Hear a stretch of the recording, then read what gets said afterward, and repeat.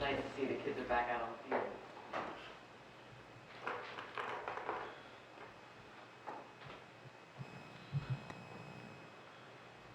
Good evening, everyone, and welcome to our public meeting of the Township Committee for Thursday, October 8th, 2020. This meeting is being held remotely as a virtual meeting. If you are watching via cable TV on Comcast Channel 29 or FiOS Channel 26, you can participate in the public comment sessions by dialing any of the phone numbers which are listed on the agenda and which will be shown on your TV screen when we get to the public comment portion of the meeting. And then dial *9 to raise your hand. If you are watching via Zoom, you may speak during any of the public comment sessions by following the Zoom instructions to raise your hand. When you raise your hand and are recognized, please say your name, spell your last name, and give the name of your street and town. You do not need to give your street number if you choose not to. All public comments will be limited to 5 minutes, and rather than use any of your time answering questions, we will wait until you finish speaking Mike, turn on your microphone if you have before responding.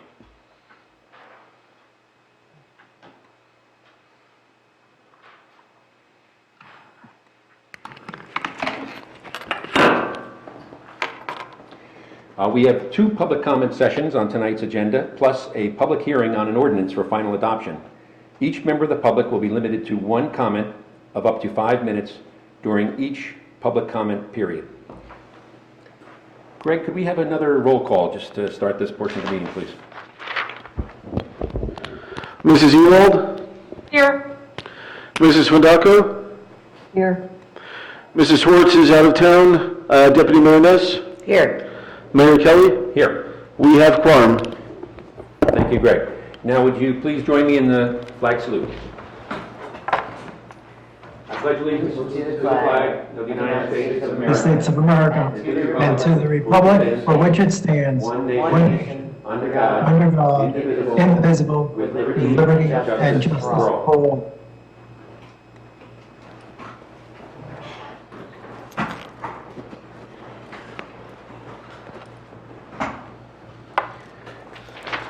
The first item on our agenda is a proclamation, but before we do that, I just want to recognize that we had actually a surplus of good events and good reasons for resolutions and proclamations for this meeting. I chose to just go with a proclamation on the Breast Cancer Awareness Month, but I just wanted to call people's attention to the fact that this week is Fire Prevention Week, and certainly we want to express our continuing appreciation for our volunteer fire departments, and also just by mentioning this, remind people that to please continue to be fire safe. And also, October 6th of this week was going to be the rescheduled National Night Out, which we normally do in the summertime, but postponed and now have canceled due to the coronavirus. And just want to recognize that we're not doing it this year, but that the sense of community, the sense of safety, the sense of awareness to prevent crime, if anything, is even more important right now when we've had a flurry of break-ins in town over the, basically at the end of last month. But just please be aware to lock your doors and take your key fobs out of your house, out of your cars. And with that being said, Stacy, could you do the honors on the proclamation for us? Thank you. This is Breast Cancer Awareness Month, and I wanted to make sure our residents have information and are taking care of themselves. 2 years ago, I was diagnosed with breast cancer, and I felt like I was very much one of the lucky ones. I hadn't had my mammogram for 5 years. Like many of the women out there, I made sure my kids had their exams. I made sure my pets had their exams, but I wasn't necessarily taking care of myself. And I was very lucky. I did not need chemotherapy. I had a lumpectomy, and I had to have a sentinel node removed. Very lucky in that. The next step was it was starting to move into my lymph node. So I ask you to please tell your mothers, tell your sisters, tell your wives, tell your daughters to make sure to get their annual mammograms. We want to keep everybody healthy and with us. During National Breast Cancer Awareness Month, we recognize the women and men who courageously fight to survive, detect, treat, prevent, and support survivors of this devastating disease. We vow to honor the loving memory of those lost to this disease, and we pray for their grieving families. We endorse the ongoing commitment to defeat breast cancer through education, early detection, and innovative research. In the United States this year, more than 260,000 women and approximately 2,600 men will likely be diagnosed with breast cancer. The statistics are staggering, yet we are encouraged to know that survival rates have drastically improved in recent years due to increased awareness and innovative advancements in early detection and treatment. We encourage all to be proactive in the crusade against this deadly disease. This includes seeking the advice of healthcare providers who can better educate patients on the importance of getting appropriate cancer screening tests at the right time, knowing their family history and other risk factors, and making lifestyle changes that may reduce the possibility of breast cancer. American physicians, researchers, public health professionals, and advocates have made tremendous progress in the fight against breast cancer, which is evident by the decline in mortality rates from this disease nationwide. Each life is precious. For this reason, we endorse the pursuit of greater understanding of this disease, support pioneering research, promote effective prevention strategies, and encourage broad access to healthcare screenings. Together, we can usher in a new era of hope in the fight against breast cancer and anticipate the victorious day when this disease no longer plagues our nation. Now, therefore, I, Stacy Ewald, Chatham Township Committee member representing the Chatham Township Committee, recognize October 2020 as National Breast Cancer Awareness Month. I encourage citizens, government agencies, private businesses, nonprofit organizations, the media, and other interested groups to increase awareness of how Americans can fight breast cancer.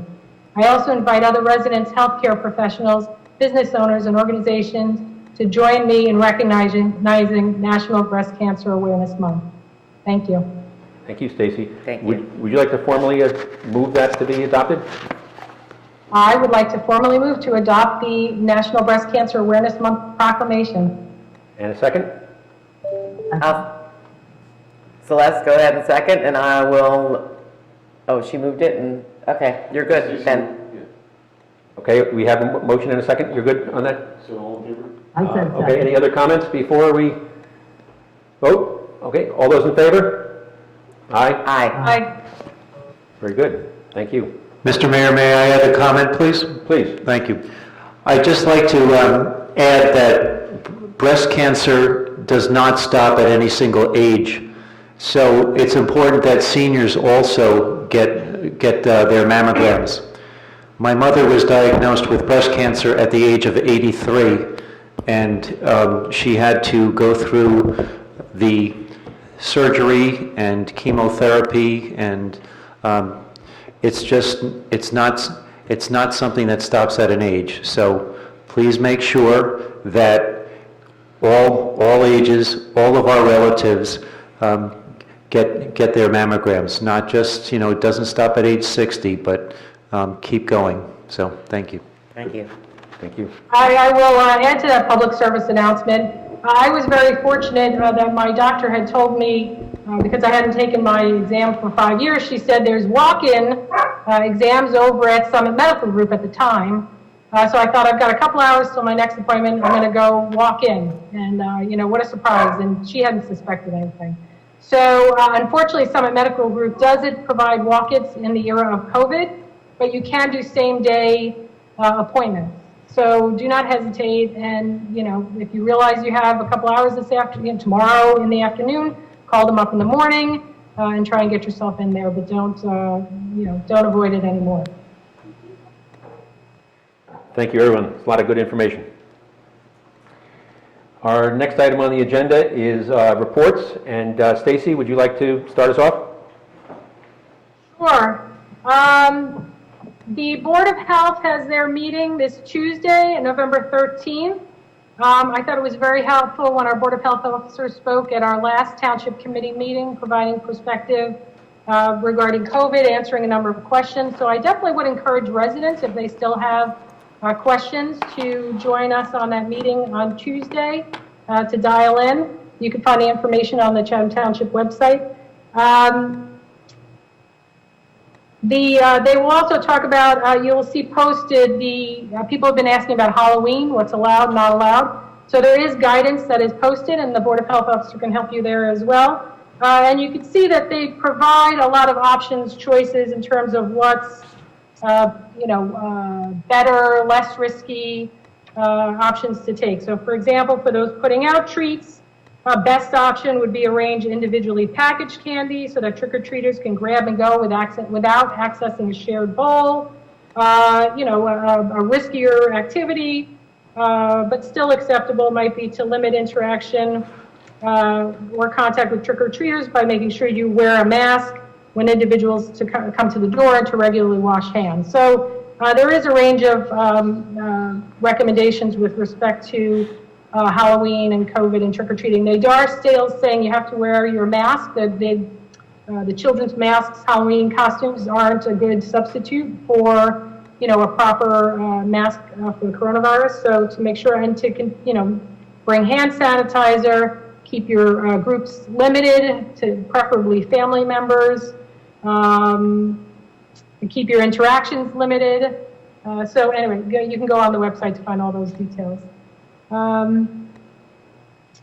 Our planning board, I actually didn't write down the next meeting, but I just want to let the community know that the planning board is starting to review the circulation plan and the open space plan of the master plan. I should say open space element and circulation element of the master plan.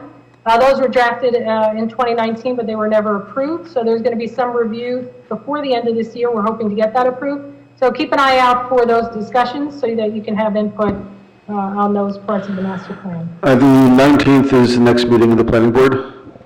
Great, thank you, Greg.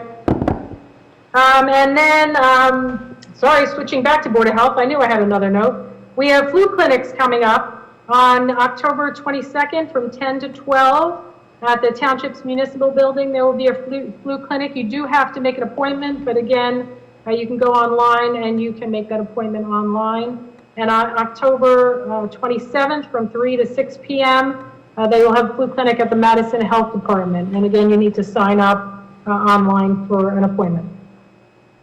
And I think that's everything I have. Very good. Thank you, Stacy. Thank you. Celeste, anything to report? Yes, I do. I have something from the Environmental Commission, and it's a letter to the governments of New Jersey and our federal government. It is, I'm going to read it. It's a, what is it? Let me just read it.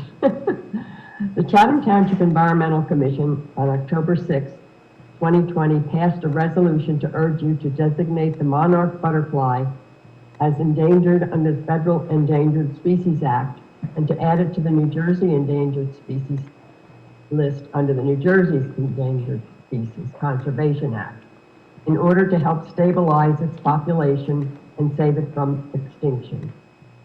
To have a chance at survival, the monarch butterfly and its habitat needs state and federal protection. The eastern monarch butterfly population has declined by 53% in the past year alone, mostly due to human activity and climate change. And experts are predicting that this species is headed to extinction within decades. These butterflies are crucial pollinators contributing to the ecosystem health and biodiversity throughout North America. We cannot afford to lose them. And Chatham Township promotes the planting of milkweed and the reduction in the use of pesticides. Now we hope you will do your part and save the monarch butterfly by listing it as endangered. And that was from the Environmental Commission.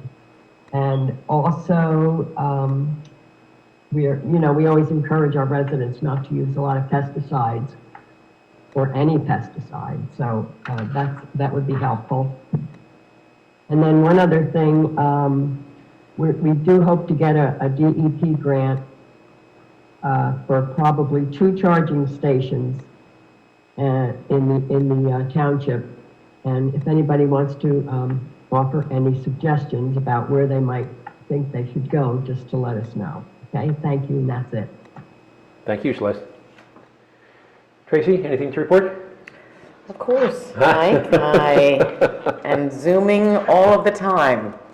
I reported at the last meeting that the Joint Municipal Court had several interviews with candidates for judges to replace Judge Troxel, who's retiring at the end of this year. And I'm happy to report that as a result of those interviews that we have forwarded a name of a judge to the state, and that is Judge Blumenthal. He currently serves in South Orange, Union Township, Kenilworth, Springfield, Passaic, dating back to 2005 in some cases. He has been both a prosecutor and a defender. He was highly recommended by his peers, highly recommended by Judge Troxel, and we found him to be a worthy candidate to put forward to the governor, as this is a gubernatorial position. And one of the reasons why we took that action is because we wanted to ensure that the joint court in Madison, of which there are 4, or actually a total of 5 towns participating, has been held up by a model, as a model to the state, as a joint and a shared services, and it has a high level of efficiency and a very well-regarded court. So we're hoping that by us, and there's 2 members from each town moving this forward and sending this to the state, that they will consider Judge Blumenthal as being the qualified candidate to replace Judge Troxel. Joint Rec met Tuesday night. We are all good with sports so far.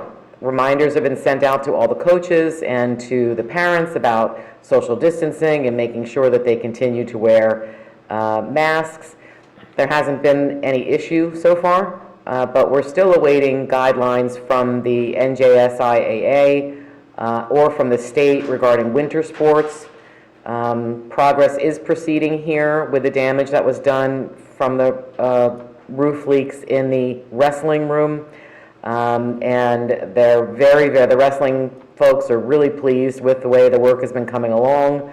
And they're hopeful that they get to use that room because it will be very nice once it's completed. And basketball is also weighing their decisions on travel and the general rec program. So as soon as we get some state guidance, which then leads to the NJSIAA guidance, we'll be able to put something together for those winter sports. So those of you who are looking out for emails about basketball or wrestling, or any of the indoor sports that are held at the gyms, that's the reason why the holdup is happening. There's no emails going out about signing up for that yet. But we're hopeful.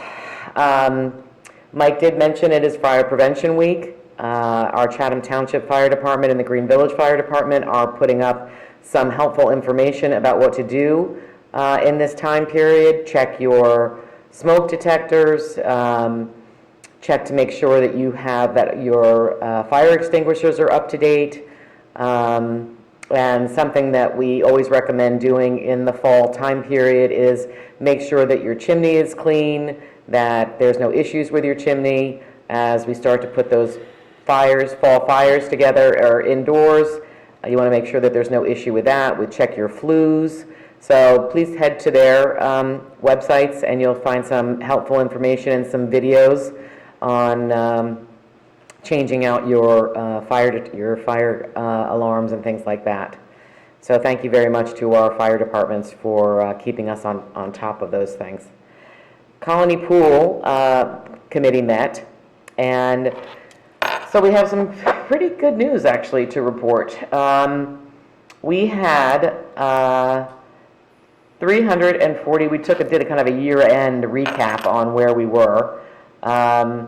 We had 342 in-town members, 49 out-of-town members in 2020. We had 362 in-town members and 33 out-of-town members in 2019. So we grew kind of about by the same amount on either of those. But it was interesting that we had about 16 more families that were out of town that came in as a result of quite possibly their town pools not being able to open. We had 139 family memberships in 2019 and 142 family memberships I'm sorry, we had 139 family memberships in 2020 versus 142 family memberships in 2019. So that held fairly steady, which we were very pleased to see. We did, as part of this effort in opening Colony Pool, given that the borough pool was not going to be able to open as the size of the facility really wouldn't allow social distancing, we reduced revenue, and we also charged the borough and the township residents the same. This is something that I've been recommending for a little bit. There is a rather large discrepancy between what borough members were being charged and township members were being charged, but we felt that in the pandemic time that it would be a community service since their pool was not opening. So that is reflected in the revenue. Our revenue in 2019 was $95,250 versus what, I keep saying 2019. Our revenue in 2020 was $95,250. Our revenue in 2019 was $131,585. So with roughly the same amount of members, I'm sorry? I didn't hear what it was in 2019. The revenue in 2019 was $131,585, and the revenue reflecting the reductions and the change in the rate structure for 2020 was $95,250. We also provided a discount given that the season did not start at the same time as it did normally. We had a 2-week delay. So when this all nets out, we actually were roughly the same on membership, but the difference in the revenue is reflected in the different rate structure and the reduction in the time period in which we operated. We did get, we did a staycation membership in August to try and generate some additional revenue, see what we could do to kind of kick it up and get some additional revenue. And we had 34 people join for the August staycation membership. So I thought that was a really great idea and reflective of what Colony Pool Committee tries to put together with Lauren and our administrator, to just always try and look at ways in which we can improve Colony and look to drive membership there. So that was a really great thing that we had 34 additional memberships come in for the staycation idea. So that was a positive. And then we have a list of ideas and a list of things that we need to do, and we'll move forward with putting together a marketing plan and looking to continue to improve Colony Pool services. And if there's anyone who's interested in joining the Colony Pool Committee, we do have some people moving off. So please get in touch. We'll do a formal announcement of that, about what the opportunities are for the Colony Pool Committee. However, if you have any interest, we'll put it up formally on our Facebook and our website. And if you have any interest, please feel free to reach out. And the last note, and Bob, and I think you're going to probably cover this, is our website. You can take the lead and I'll follow. Well, it's not up yet, right? It is. It is up. It Okay, is. because when I checked before, it was still. So we have our new website that's up.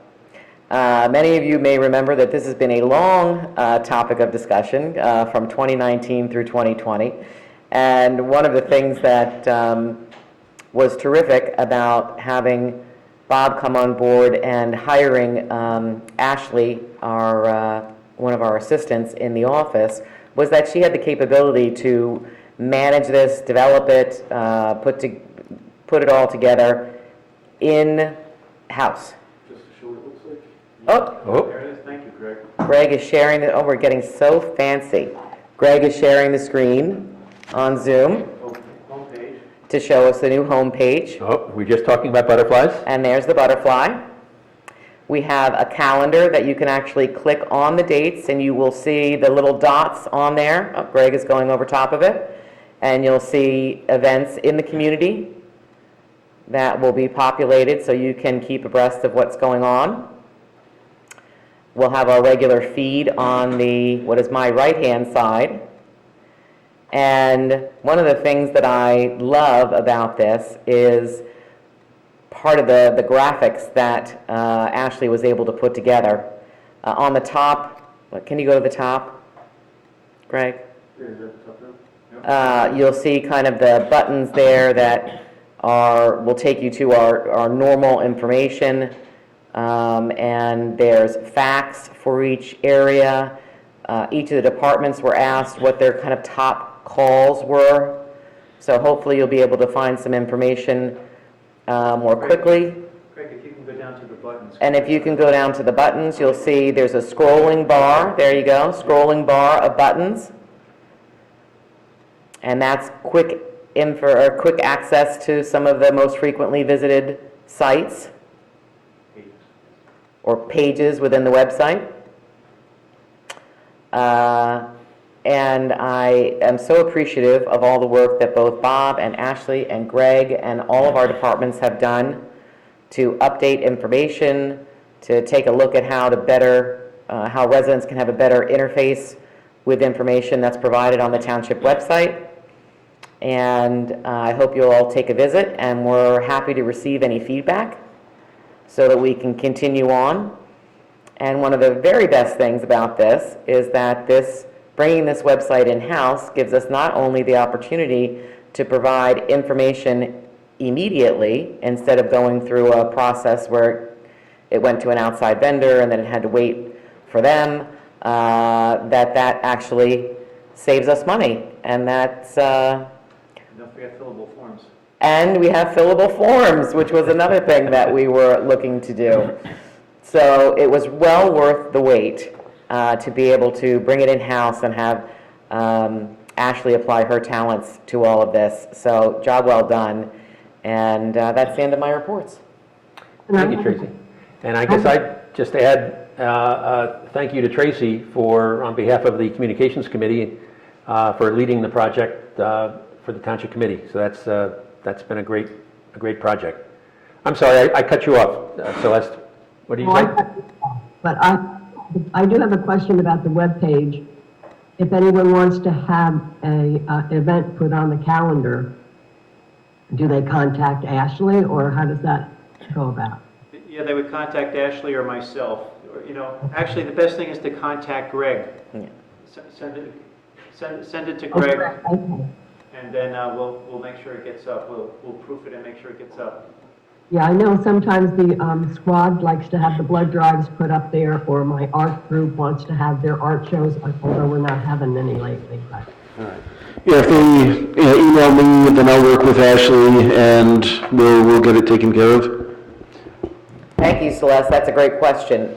We just haven't had this function before, so yes, if people want to put their events up, if our EMS is having a blood drive and somehow we don't miss it, we usually put those things up on the Facebook and our webpage, but to get it included in the calendar, we're going to have to remind ourselves to take that extra step.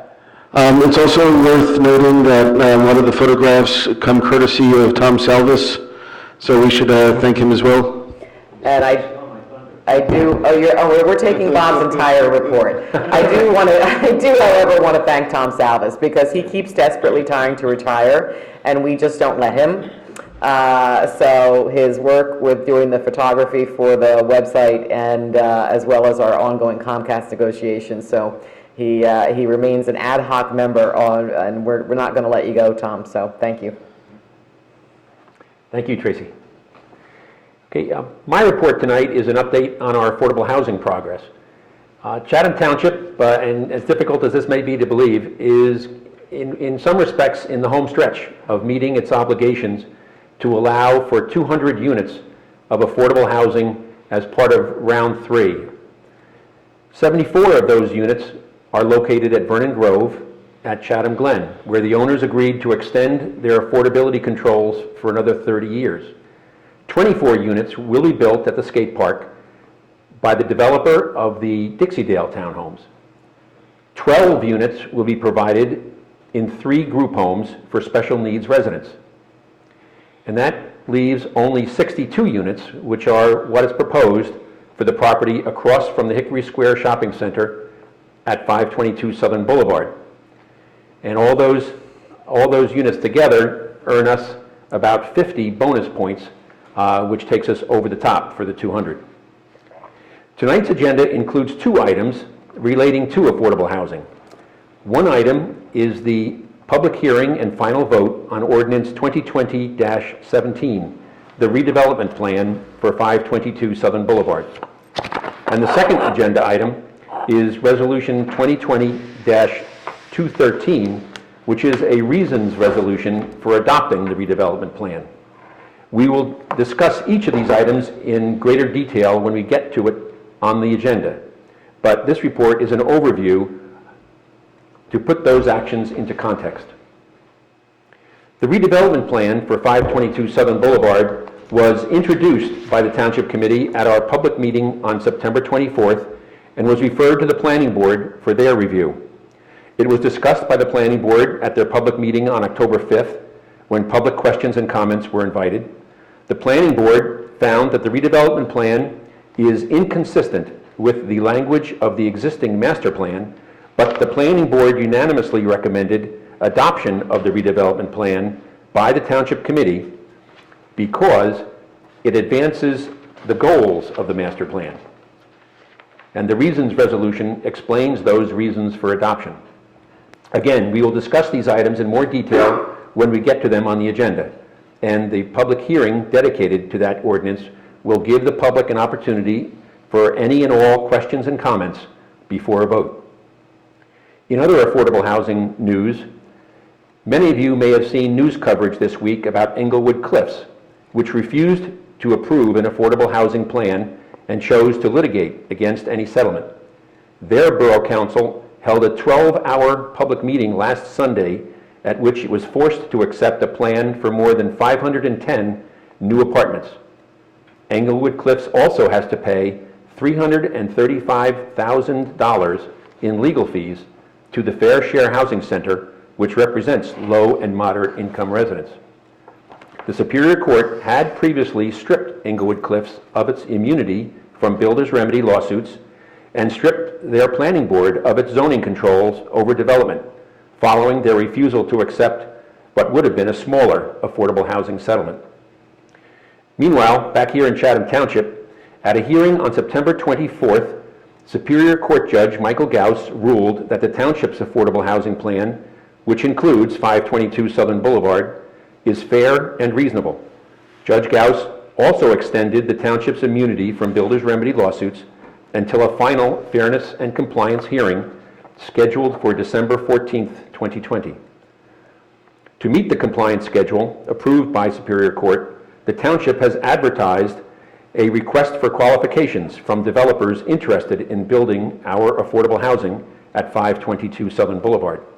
We have received responses from 4 highly experienced developers, and the Township's professional staff is in the process of vetting all 4 of those developers. The Township Committee will hold a special executive session to meet with our professional staff and discuss the qualifications of those developers next Tuesday, October 20th. At our next public meeting on Thursday, October 22nd, we anticipate, as required by the court-approved compliance schedule, that the Township Committee will select the best developer to build our remaining 62 units of affordable housing. In other affordable housing action, the process to acquire the property at 522 Southern Boulevard continues to move forward. Our preference is to agree on a fair market value for the property based on negotiations with the owners. If that is not possible, our intent is to exercise eminent domain and to let the condemnation process set the purchase price. But either way, we are committed to pay the fair market value for 522 Southern Boulevard. The Township has twice formally asked Kronos Holdings, LLC, the owners of 522 Southern Boulevard, to schedule a negotiation session with no response. The attorneys for Kronos Holdings notified the Township just this morning that they have filed suit to oppose the Township's intention to acquire their property. On a related topic, at the Superior Court hearing on September 24th, the attorney for the Silverman Group identified his client as the contract purchaser for both the Noe Pond Club property and 522 Southern Boulevard. The Silverman Group was not among the 4 developers that responded to the township's request for qualifications for those interested in building our affordable housing at 522 Southern Boulevard.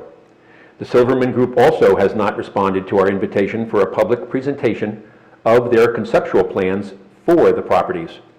I will now repeat that invitation to the Silverman Group, offering them the opportunity to present their conceptual plans at a public meeting of the Township Committee at their earliest convenience.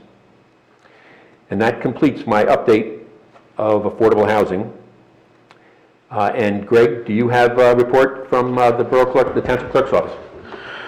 Just my usual public service announcement about the election process this time out, that it's a primarily vote-by-mail ballot election. Primarily, people have 3 ways to return it. They can either mail it back in an enclosed envelope, they can drop it off at one of the 15 secure drop boxes around the county. That information as to the location of those boxes is posted on the township website. The county has also posted it on their election websites. And voters can also return that mail-in ballot at the polling place, which will be Long Hill Chapel on Election Day during normal polling hours. If you show up at the polling place looking to vote in person, you would do a provisional ballot, which is an option. I would just like to remind people that those votes don't get counted until after all the mail-ins are counted. So if you have a mail-in ballot, you're best off using that rather than the provisional, assuming that you got your mail-in ballot. If you do not receive your mail-in ballot, I have gotten some calls from residents that did not receive it yet. For those people, I suggest they call the county clerk's office. The county clerk's office is the office that has been sending out the ballots, and they can assist you in getting a duplicate ballot if needed. Once you return your ballot, if you mail it in or drop it at the secure box, there is a way online to track that your ballot was received. Personally, I dropped my ballot off at the secure drop box in Madison Saturday night, and by Tuesday morning I was able to see that it was received. The county says that they are picking up the ballots daily, which is reassuring. And if anyone has any questions, they can reach out to me. And since I enjoy doing share screens, I will pull this picture up. Yeah, for anyone that decides to use the Dropbox in Madison, there's a picture of what it looks like. It's in the commuter lot on Kings Road, located in between the Madison Police Department and the Madison Y. You can see it's along the fence by where the police cars are parked. And they have an electronic reader board, making it abundantly obvious where it's located. If anyone has any questions, they can call me during regular business hours. Greg, one more part of your public service announcement. When is the last day people can register to vote? The last day to register is October 13th, which is Tuesday. So if you're not registered, and you're going to be at least 18 by Election Day, we do have voter registration forms located right outside the front door of the municipal building, and there's also forms that you can get online. And if anyone needs any help with that, they can call me for that as well. Can I just add something too? This came up on the call. We have a regular municipal call with our Congresswoman Mikey Sherrill. We had a call today. And this is particularly timely because this did come up on the call with a Congresswoman today about if you are working in Summit and you decide to use the Dropbox in Summit, that's Union County, and we're obviously in Morris County, but people may not understand that there is a difference. It's not just a Dropbox and then someone's going to go through and sort it. So they are going to try and take the best care that they can, that if somebody drops off a Morris County ballot in Union County, that they will go through. But please, and it was interesting because it didn't really occur to me either, since we're so close to Morris and since we're close to New Providence, we're so close to Summit and so close to New Providence. So please make sure that you're dropping your ballot in the Morris County box and not in a corresponding town's box, because that would be Union County. Yeah, and I'll repeat that I do have that information posted on the township website. Please use one of the 15 boxes listed if you're going to use that way to vote. And additionally, something I posted on the township Facebook page, and I believe it's been posted in the community forum as well. I think I did that as well. The county clerk's office prepared a video on how to fill out a mail-in ballot. It's a very well done video, and it answers a lot of questions on the how-to. I've been encouraging people to make sure they read the directions when they're completing their ballot. And as the deputy mayor has reminded me, there are ballot questions on the back. There's 3 questions. So beyond voting for candidates for office, if you want to have your say on those ballot questions, please make sure you turn it over. Thank you, Greg. I just wanted to clarify one other point, because I had to explain to my sister this whole process, because she just, and she's an active voter. She did not understand, and I want to make sure everybody else understands that if you decide to vote in person provisionally, that is a paper ballot, that is not a machine vote. Once she heard that, she realized it's probably better to just fill out her ballot and drop it off, either at a drop box or at the polls. And like I said, the mail-in ballot can be dropped off at the polling place. So rather than spend time at the polling place filling out a paper ballot there, you might as well just use the one that has already been provided. And as noted, if you did not receive one, reach out to the county clerk's office. That other contact info is available online, or if you call me, I can get it to you. Any other comments or questions? I think we took all of Bob's reports. I've got plenty. Very good. John, anything to report from engineering? Yes, Mayor, just 2 things. First, I just want to note that Chatham Township and actually all municipalities in New Jersey are regulated by the New Jersey Department of Environmental Protection through a permit that they issue for managing stormwater. So basically, we have a permit to operate our stormwater collection system. And that permit it's a general permit, and it was just recently modified by the DEP. And there are some changes that we have to do to our ordinances in order to comply with the new permit. One of the issues is stormwater. They revised their model ordinance regarding stormwater, and it doesn't impact us really at all, because we have a very strict stormwater ordinance, but it does require more definitions, and there's more emphasis on trying to mitigate stormwater through green infrastructure, but it doesn't significantly change the requirements. And a lot of this is just a formality. The other ones, there's a total of 4 ordinances that basically I'm going to ask the committee to look at the next committee meeting and consider it for adoption. One regards is just pet waste. You would think that we have that ordinance. We don't have one actually on the books for that. Another is improper disposal of waste into the collection system. It just refines some of our current ordinance and just reinforces that you shouldn't be dumping waste, you shouldn't be dumping chemicals into our system. And it's just, again, it's a model ordinance that the DEP requires. And then the last one is just a requirement to have on private property, if a commercial property wants to repave their parking lot, they need to upgrade the catch basin grates so that they are smaller size to prevent debris from getting into the storm sewer system. So these are just model ordinances that the DEP has in order to comply with the stormwater regulations. So I have forwarded them to Greg. He's putting them into resolution format, and I'm sure he'll get them to the committee well in advance of the next meeting so that you can review them. If you have any questions, certainly beforehand, I can answer those. But I would like to get them onto the next agenda so that we can just get them done before the end of the year. Thank you, John.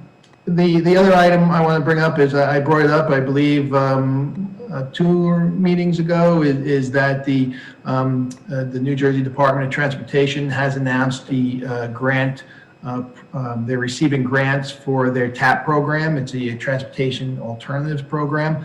And this program, it has similar requirements as a Safe Routes to Schools. It's federally funded.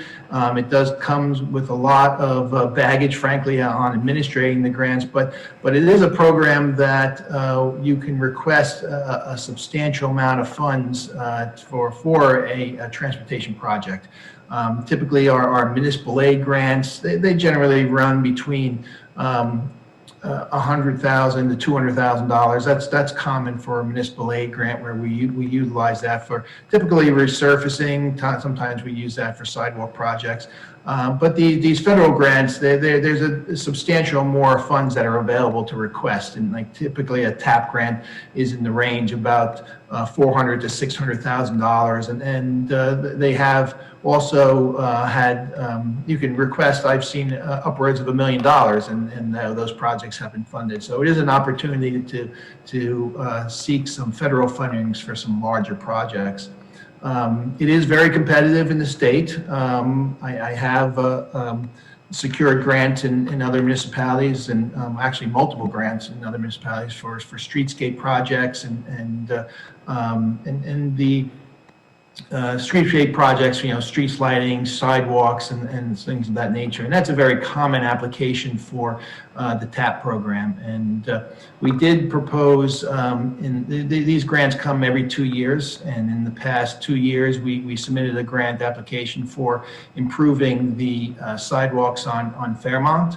As you know, on Fairmont, they're grossly incompliant with today's standards of how a sidewalk, should be constructed. We have numerous retaining walls and other obstructions on that sidewalk. So certainly, it's an area that needs improvement. So certainly, the focus on that is to improve safety along that corridor. Another grant application that we did was a sidewalk on Southern Boulevard, basically to connect the Chatham Glen development with basically the Fairmont Southern intersection, which would connect that into the sidewalks, and basically people can walk safely all the way to Hickory Square if they liked. So it also it connects into the historic schoolhouse. It connects to the church. It just brings that part of the community connected into the existing sidewalk network that we have on the roads. And as part of that, we also had a streetscape feature right at the intersection, just to welcome the Chatham sign and some landscaping in there. We didn't receive grants for those two, but not to say that, again, it's a very competitive program. We can certainly look at either one of those and even enhance the grant, take a little bit more time and try to, make it a more attractive grant, even more than what we did the last time. So those two, I think, are good opportunities. We can look at others, but it's those two, I think, are probably good to opportunities that we may want to discuss further. We should try to focus on what we're going to submit, because one, I have to prepare it and get ready for it. And then also, I do have to reach out to the county. If it's going to be on a county road, I do need to get their endorsement. And so it just takes time to pull the grants together. So just looking for some input and some discussion from the committee on your thoughts on submitting the TAP grant. Very good. Do we have this on as a discussion item, or? No, it's going to be on for the 22nd. Okay. So Do we want to discuss it now, or do we want to hold off to the 22nd and just have more information then? You'll have the ordinance to review. Okay. John, the 22nd leaves us enough time for the grant application, correct? It's due mid-November, and I just need to make sure I can get it to something from the county. we don't really So have I have to a- get correspondence. I don't necessarily, our preference is to get a resolution from the freeholders, but if we have to Right now, it's part just of the get, report, if we have to get just a letter from the engineer, I've submitted that in the past, but Well, I guess the question is, it was scheduled to be discussed at the meeting on the 22nd, but do you want to discuss it now? It's really the discretion of the committee. You know, one of the things I like to do with these grants is try to get other endorsements, you know, so if we can, if for example, if it's going to be if we're looking at the Southern Boulevard sidewalk project, I would reach out to the homeowners association and see if I can get a letter of endorsement from them. It always helps with the grant in that nature. So the more time, the better, but if we'd like to postpone that to the 22nd, that's fine. No, it's Township's. I would say let's talk about it tonight and see if we can bring it into focus. Okay. Do we have to do an amendment to the, to add this as a discussion item? Yeah, I mean, my only comment is we want to make sure residents have the opportunity to give input, and they didn't receive notice that this was going to be discussed, so we could start it today, but I would suggest we continue it at the Okay. next meeting, so they have an opportunity to give input. Yeah, that's what I'm going to do. Okay, good point. It might be helpful to residents to get a little more information as well, though. If we do start discussing it tonight, at least they'll know what it is to react to. Because on Fairmont, it would be, you know, there's an existing sidewalk, but it would be disruptive, certainly to the front of the properties.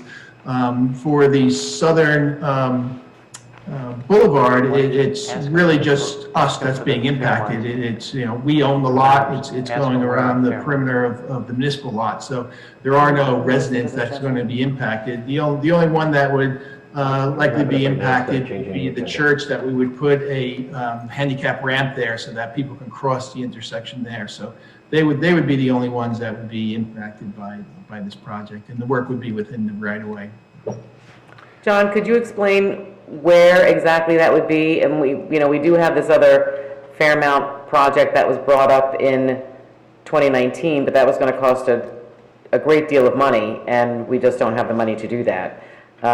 So we're talking about replacing the macadam sidewalk on? No, this, if we're on Southern Boulevard, we're looking at a completely new sidewalk that would basically be running along River Road and Southern Boulevard along the municipal lot that we own. Up Snake Hill? Excuse me? Up Yeah. Snake Hill?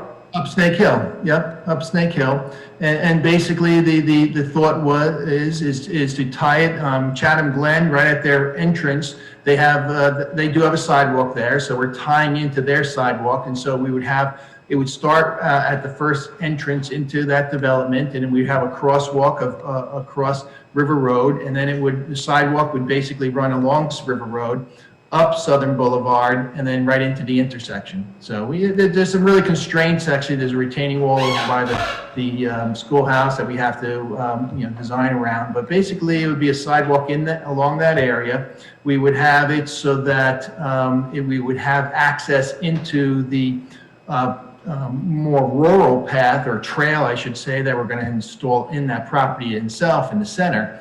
So, so it's certainly the objectives of that particular path was so people from Chatham Glen can safely walk up Southern Boulevard and then get into the sidewalks along, and then just frankly continue down on the sidewalks on Southern Boulevard or turn into Fairmont. And then also residents that that are above Fairmont, if they want to walk down to the trail that we're constructing, they can cross. We're going to have a crosswalk on Fairmont so that people can actually walk down to the Chatham Glen and walk to those trails that we're going to have on the property. So it does benefit not just Chatham Glen residents, but also other residents that want to access the park. And then what the Fairmount project that you were mentioning, where on Fairmount is that? And does that replace the macadam portion that's there now?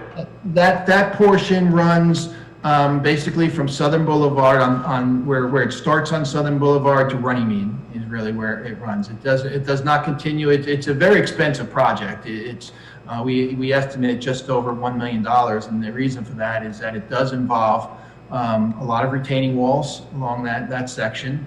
It does require some tree removal. That one, if we are going to reach out to the residents and get feedback from the residents, that may be a target that's certainly going to delay. We really take our time when we do that, and I certainly don't want to rush this in the end, because I'm sure there's going to be a lot of people, asking questions. But we did submit this 2 years ago. I don't recall if we solicited comments from everyone from along the corridor, but we have done that practice for new sidewalks. For repairs, we haven't, but there's certainly along Fairmont, there is going to be a lot of disruption. George, do you have a recommendation of one over the other? I can say the grant, if we pursue the sidewalk from Chatham Glen into that application, I think I can hit more of the basic objectives that they want to see with these grants. I can highlight, because we do have a streetscape component. We have a decorative sign on Buxton that we were proposing. We're proposing improving safety aspects within the intersection itself between Fairmont and Southern. We're actually creating a new pedestrian corridor, which would bring a large community of people that can now walk into other sidewalk networks that we have in town. The connection to the trail that we're constructing, so it's connecting to the trail network. I can bring up the schoolhouse, bringing access to the school. So there's a lot of things that I can do with that grant. More so than, I can hit multiple issues with that grant versus with Fairmont. It's addressing primarily a safety issue and bringing it into compliance. Because really the Fairmont, when you're looking at these federal grants, you're making these sidewalks to be ADA accessible. Right. So you can just imagine on Fairmont, it's just a nightmare the way it meanders up and down, and so we'll basically be constructing the sidewalk closer to the edge of the roadway and addressing driveways and such with retaining walls. So it's a very major project to do on Fairmont. Mm-hmm. With the ADA compliance, yes, the Southern Boulevard, the one section is steep, but the ADA does have provisions regarding practicality when you're dealing with existing slopes and stuff. So that it's not going to be a problem with the fact that we're probably not going to be able to meet the ADA entirely for a section of Southern Boulevard, but there's provisions in the code regarding that.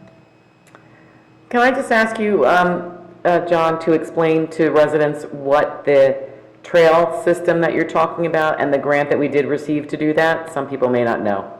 Yeah, we did. We received a trail from Morris County. It's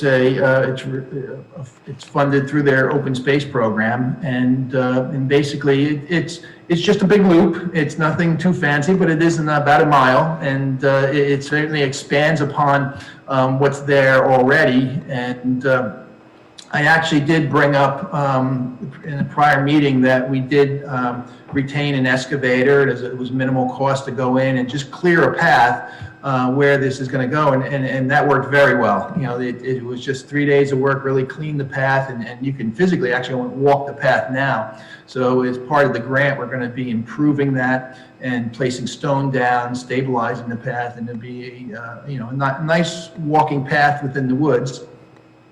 If you know the property, it is a bit of a war zone there from Sandy. That a lot of trees came down, and so we are looking at supplementing the grant and doing other means of trying to clean up that lot a little bit more. So we're trying to do not just a trail, but we are going to try to remove some of all the down trees that are there, because then we want people when they're walking through that area to have a pleasant experience, and it looks like a war zone a little bit. So. But it's going to be a very nice trail, and it's something really to be nice to be. Once you go in, you can walk it, and so that it's going to connect. That's this sidewalk will right now. How do residents access that trail? You can't walk down Southern Boulevard. It's too dangerous. So the only way to access that trail is going to be from getting your car and parking on the property. So if we can. This trail would allow residents to just use the existing sidewalk network that we have and safely go through the Fairmont Southern intersection and then get to this, get to the municipal property. A couple of other points based on what John was saying. This grant was for $119,000 for establishing that walking path. I have walked the area after it was graded. It does look good, but we are going to be going out to bid for the work later in the winter, or probably around February for this. So there is a timeline to make sure we get the work done to conform with the grant. And John described it as a war zone. I think it's a revenue enhancer because we can have paintball games there with biodegradable paintballs, so that we can help get some of the debris out. But really, what's happening is we're going to try out our new chipper. We've got the new chipper that's come in. That's safe. So the DPW is going to go down there with the new chipper once it's just been delivered, once it's been checked out, and they've been trained on it. So we're going to start there with the chipper and start to remove some of the debris, and try to make it more presentable. But the other thing is there's limited parking there, so we need to also work on enhancing the parking area so that people can enjoy that trail.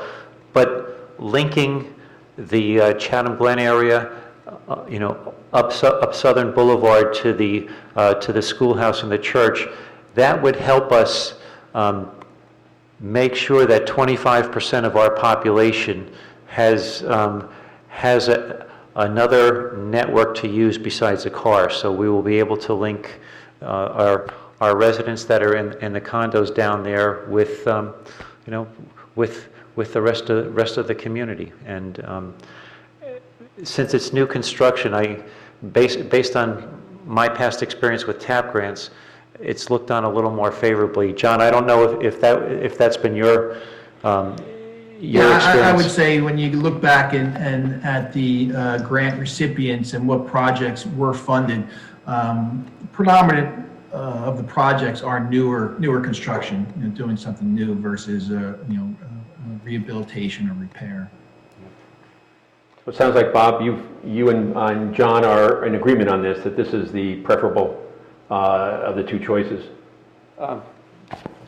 Yes, Mayor, John and I can talk more, but just there's no sidewalks on River Road in that area, so we're giving the opportunity for people to get out and walk and to be able to safely get up the hill. So yes, I would be in favor of this. Okay.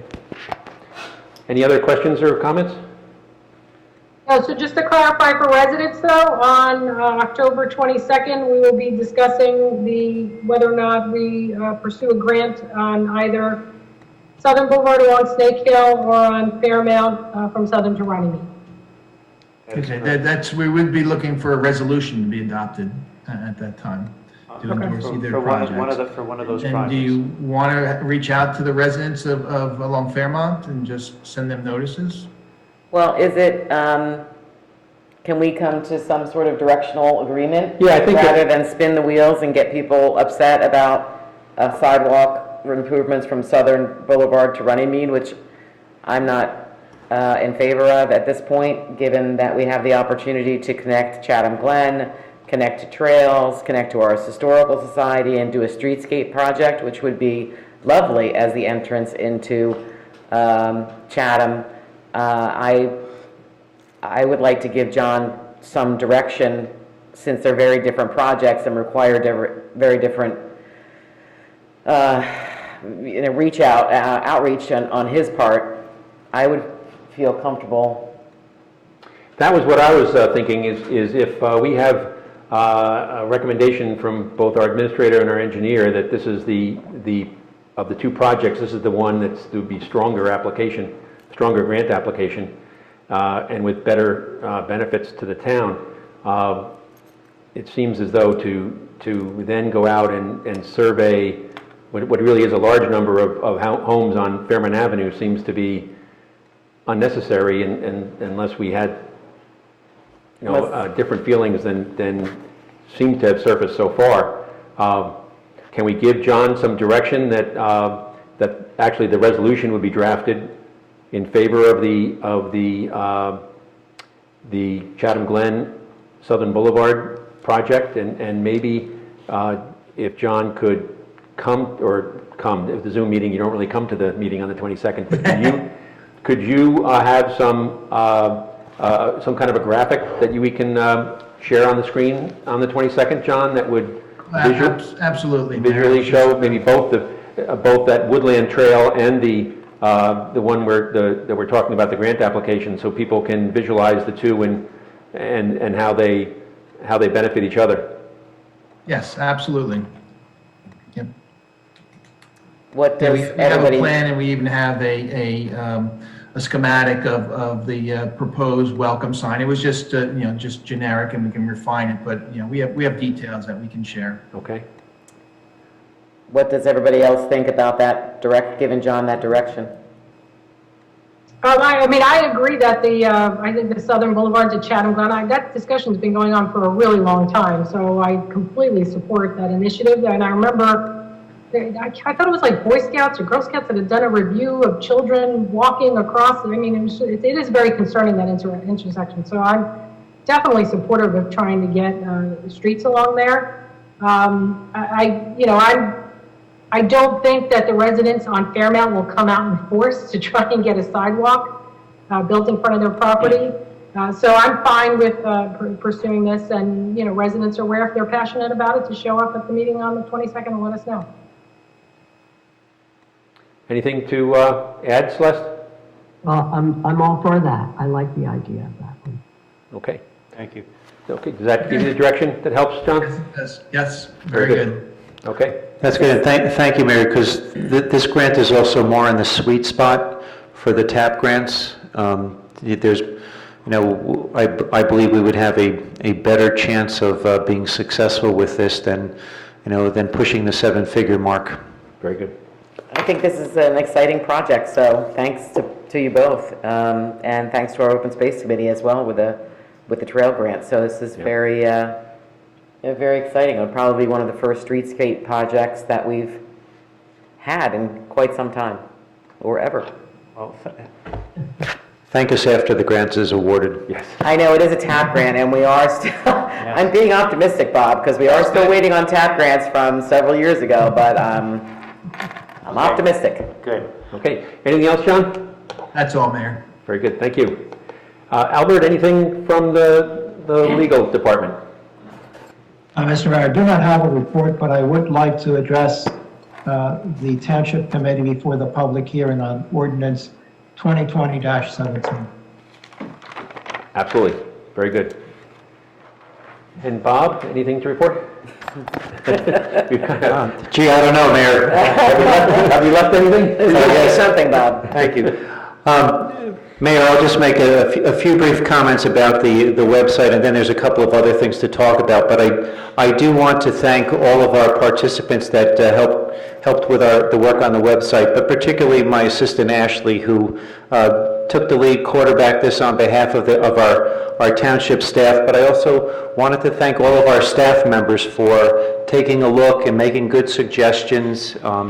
We have a lot of nice information, good information on our new website, and it's exciting to see. I'd like to ask residents to take a look sometime at the frequently asked questions. There's 3 sections of the frequently asked questions. The first time when you go up on the frequently asked questions at the top, if you just click on that button, you will see that there's 86 items that are alphabetically listed.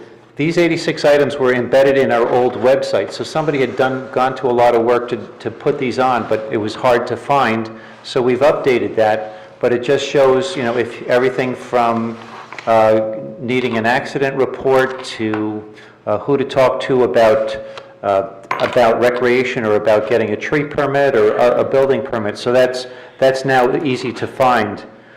One of the other items that I found fascinating is we didn't have anything on our old website about our water pollution control operation. So they're now under departments, and if you go take a look at that, I think you'll find that it's fascinating and it's informative.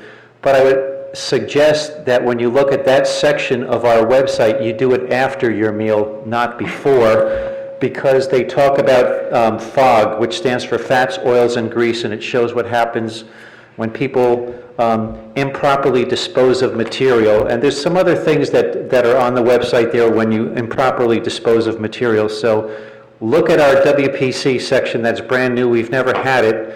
And just make sure you do it after you eat and not before.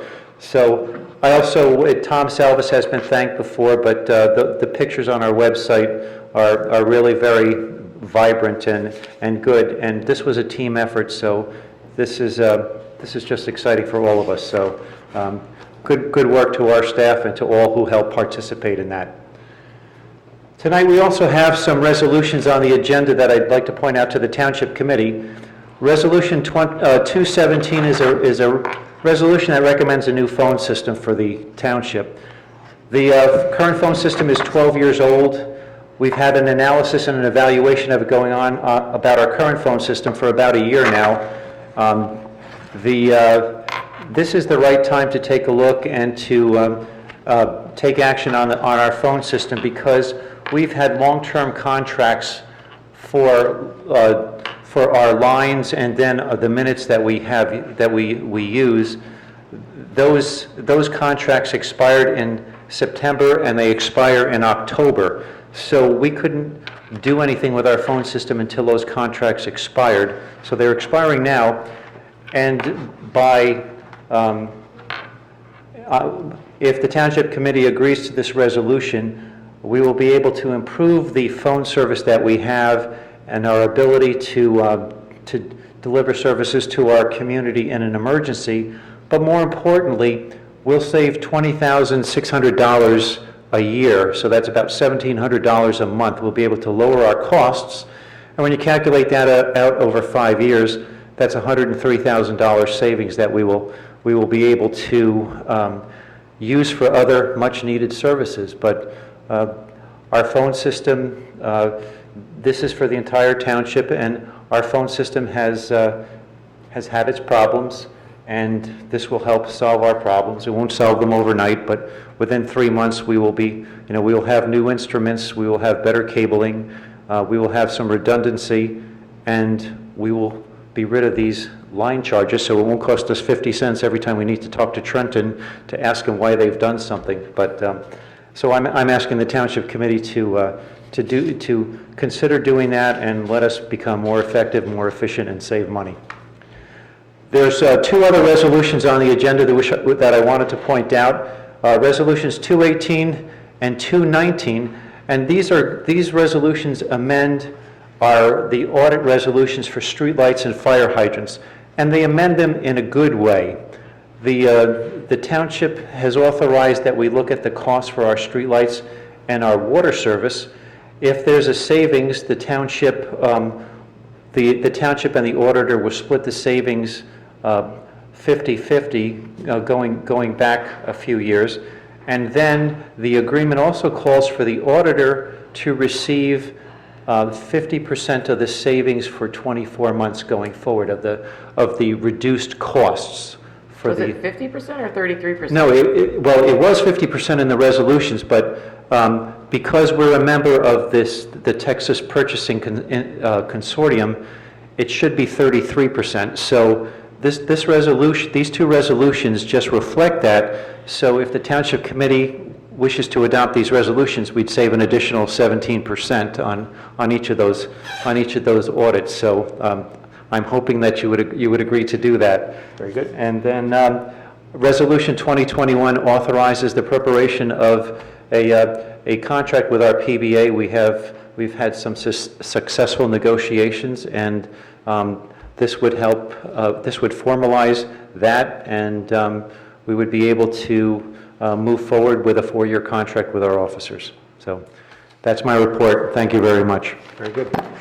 Bob, I know you were getting some information about tree work around town, and I'm not sure whether you have that information yet or not, but as I understood it, that we have both JCP&L doing some tree trimming, and we have the county doing its ash tree removal. But should we put that off till next meeting, or do you have anything to share at this point? Mayor, we have, I don't really have anything to share at the moment. We do have on our website, we have a link to Morris County. Morris County has identified trees that have to be removed in the township, and they will be starting that sometime in the next 2 weeks, I believe. So there's a link that shows the exact location of each of the trees that have been infected with the disease. We have a list, we also have a list from JCP&L of the tree trimming that they are going to be doing in the township. Initially, they thought that they would be removing more trees, but the list that we have shows that they're going to remove, there's 12 trees that need to be removed in their right-of-way under the lines. So for the next meeting, we can make sure that the lists are posted. But I would like to check with JCP&L with their arborist to see if they have their final, what's their final count for the trimming and then for the trees to be removed. Very good. I have an additional question. Sure. Mike always gets mad at me. We have the new monopoles at some point in time. That project is going to start up on the right-of-ways to replace what I call the Eiffel Towers with the monopole project to match what they did, gosh, approximately 10 years ago or 8 years ago. And I'm wondering where we are in that process. At what point in time do we make an agreement with them to have that monopole project come through Chatham? I was pretty heavily involved with that project the first time around. And we did receive money from them, and there were some complications afterwards. So is there a process for us to have that discussion with them, or is the project just happening, or...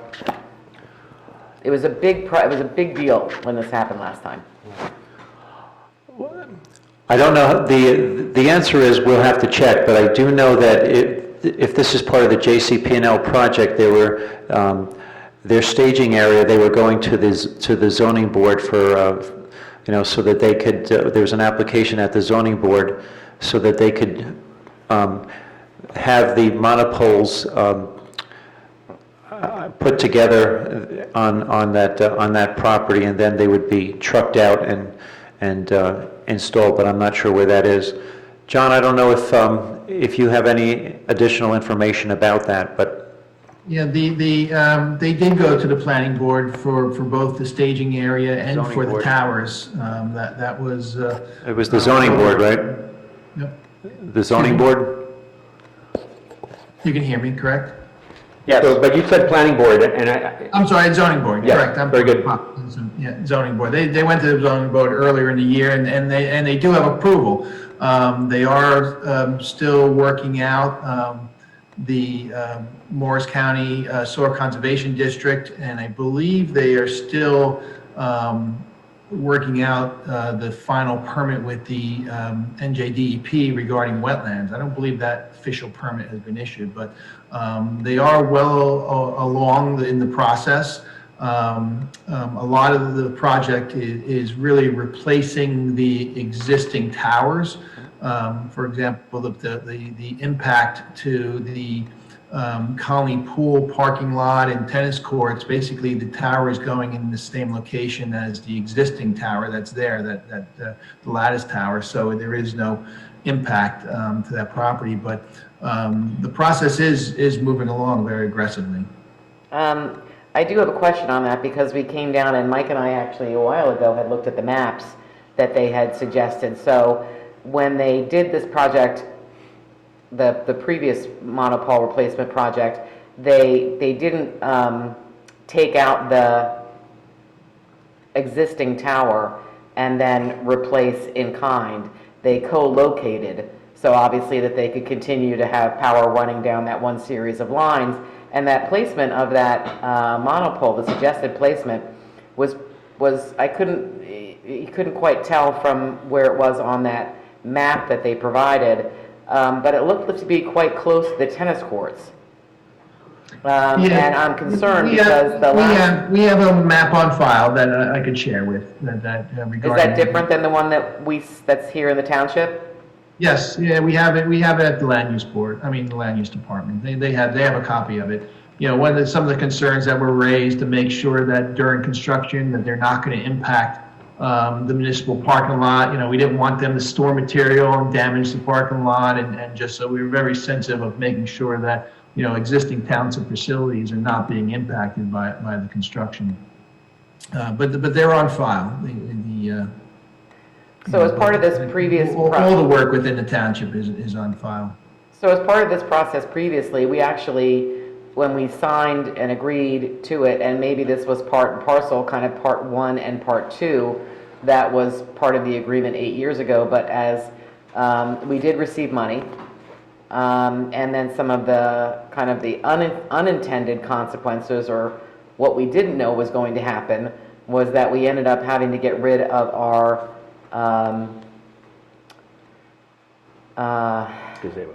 gazebo, thank you, stuck on that, Yeah. gazebo on Southern Boulevard, and what was not brought to the fore in any of the public hearings that I attended was that there was a ground to wire transfer possibility. We ended up having to we ended up almost losing Colony parking lot, and then having to negotiate for them to pay for it, to pave it, because it wasn't made known to us at that time. And so I'm a little weary. Yeah, I'm familiar with all the encroachments. I have to say that Tom Chiccarone was really taking the lead regarding the contribution of that was given to the township, and I frankly don't know all the details regarding that. I wasn't directly involved in that. So I'd have to dust off the records and take a look at, you know, why there was a contribution for that project and why there isn't a contribution being offered for this one. We'd have to look at that. Yeah, it was given to multiple towns, but I guess Yeah, given what happened the last time, I just want to get some assurance, and I don't know if it's possible to get some assurance that we're not going to come back and all of a sudden they're going to say, well, this is too close to the metal tennis court enclosure, and there's a ground to wire transmission issue, and you can't use your tennis courts anymore. So I'll just note that as we go forward with this. The concern is that the tennis courts is located on township property, however, the parking lot isn't, and are they going to impose more conditions associated with that? They made no representation at all that there was going to be any complications or any impact to the existing municipal facilities, such as the parking lot and for both the tennis courts and for Colony Pool.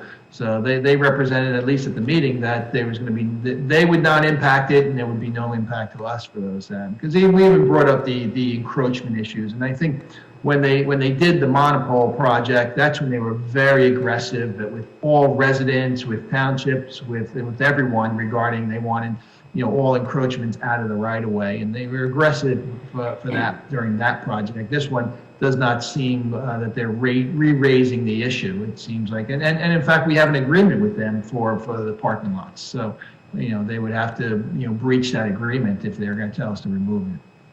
And is that agreement in perpetuity, or does that sundown at any point in time? We'd have to dust that off. I don't want to misquote. Okay, thank you. Sorry to bring that up. It was just something that was... Yeah. Okay. Any other questions or comments? I hate to be a Debbie Downer, but I've gotten a notice from a couple of people who had trouble getting to the website, our new website. So I just want to let them know I had the same problem. I was told that there might be some pointing issues for the first couple of days. You can click on advanced and it will take you to go ahead. It'll, you know, ask you if you still want to go ahead to the site, so you can get to the site, but hopefully that'll resolve in the next couple of days. And I'll let Ashley know in the meantime. I'll send her an email tomorrow just so she can check on that again. Very Yeah, good. it should take, you know, for all of everything to point to our new, you know, to point to the new website, it takes between 24 and 36 hours, so, yeah, so thank you, yes. Okay. The next item on our agenda is the hearing of citizens, and this is the opportunity for people to be heard about any item on the agenda other than the the ordinance that's up for its own final hearing and public hearing. So again, I would ask people to raise their hands, either using the phone number and dialing *9, or using the option to raise your hand on Zoom. And when you're recognized, please give us your name, spell your last name, give the name of your street, and whether or not you live in Chatham Township. You do not need to give your street number if you choose not to.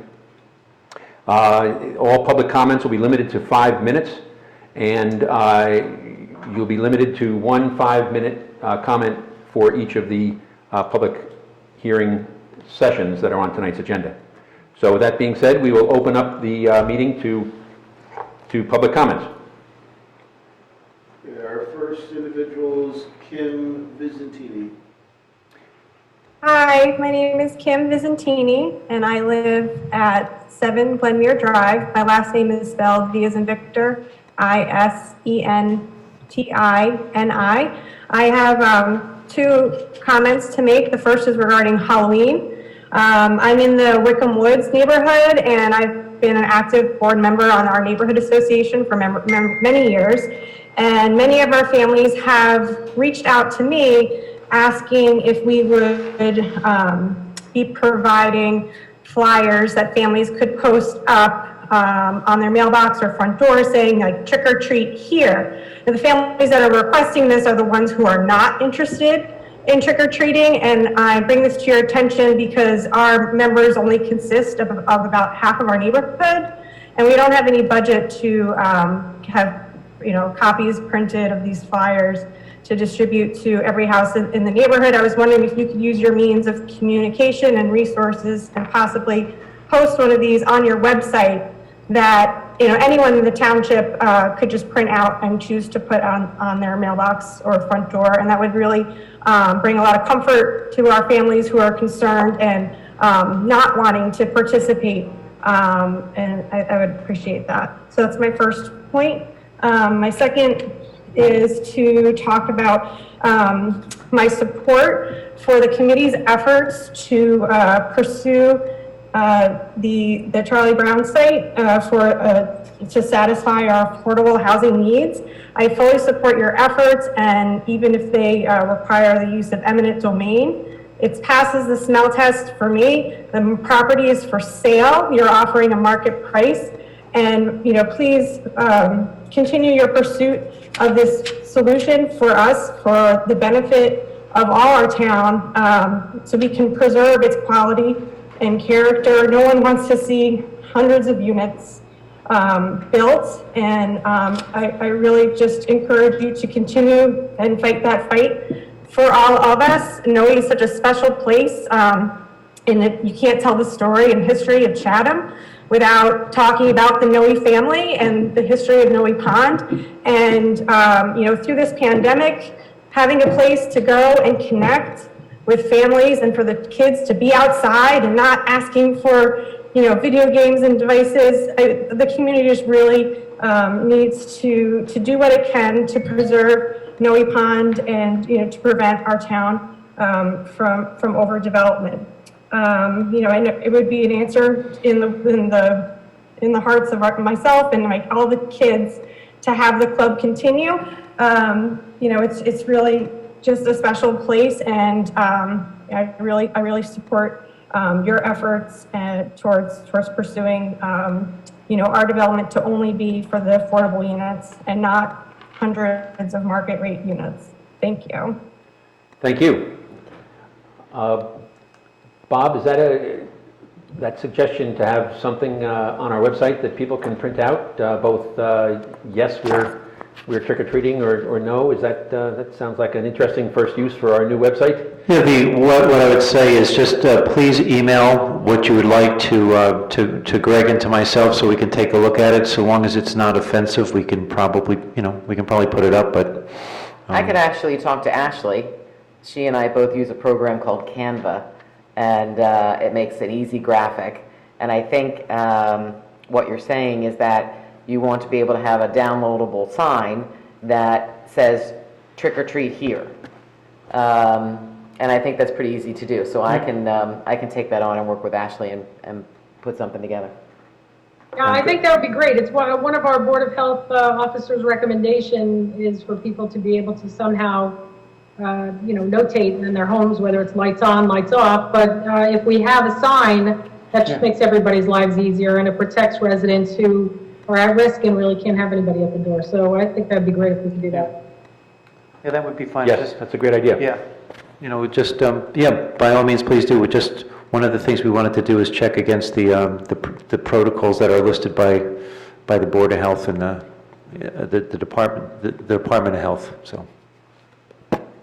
I'll make sure it's not offensive. Good. Very good. I'll make sure it is. Greg, any other hands raised? Next up is Nicole Hagner, if you could unmute. Hi. Yes, can you have the guys floor. hear me? Yeah, can you hear me without, Yes. sometimes my audio doesn't work very well, so I apologize. Yes, we can hear you. Nicole Hagner, 396 River Road. Just a first comment to the quite lengthy discussion regarding the TAP grant.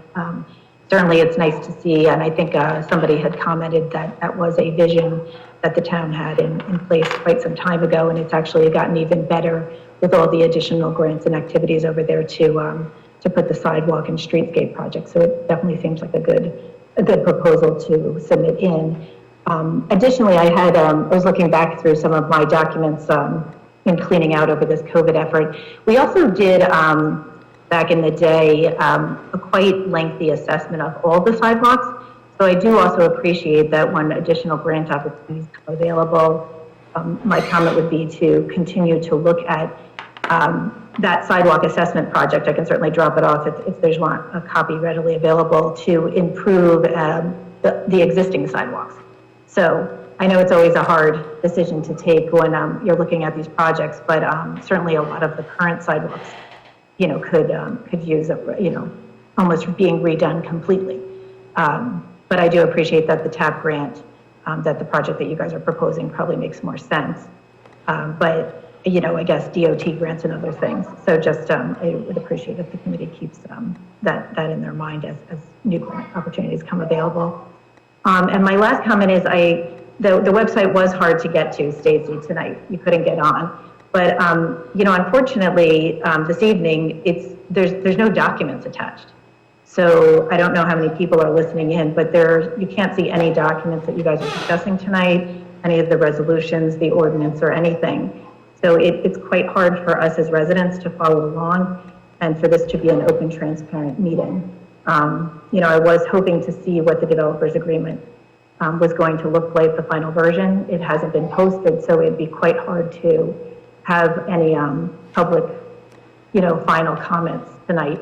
So perhaps the committee would maybe hold that to the next meeting when you could get the actual, ordinance or the developer's plan draft, up there so we could see it and actually have an opportunity to comment. That was it. Thank you. Thank you. Can you get me some milk? Greg, any? We're on the second round of the developers agreement, aren't we? You've already been, Yeah. Next up is Beth McNaughton. Well, wait, can we just answer the question? Sure. Any questions or comments regarding response to that?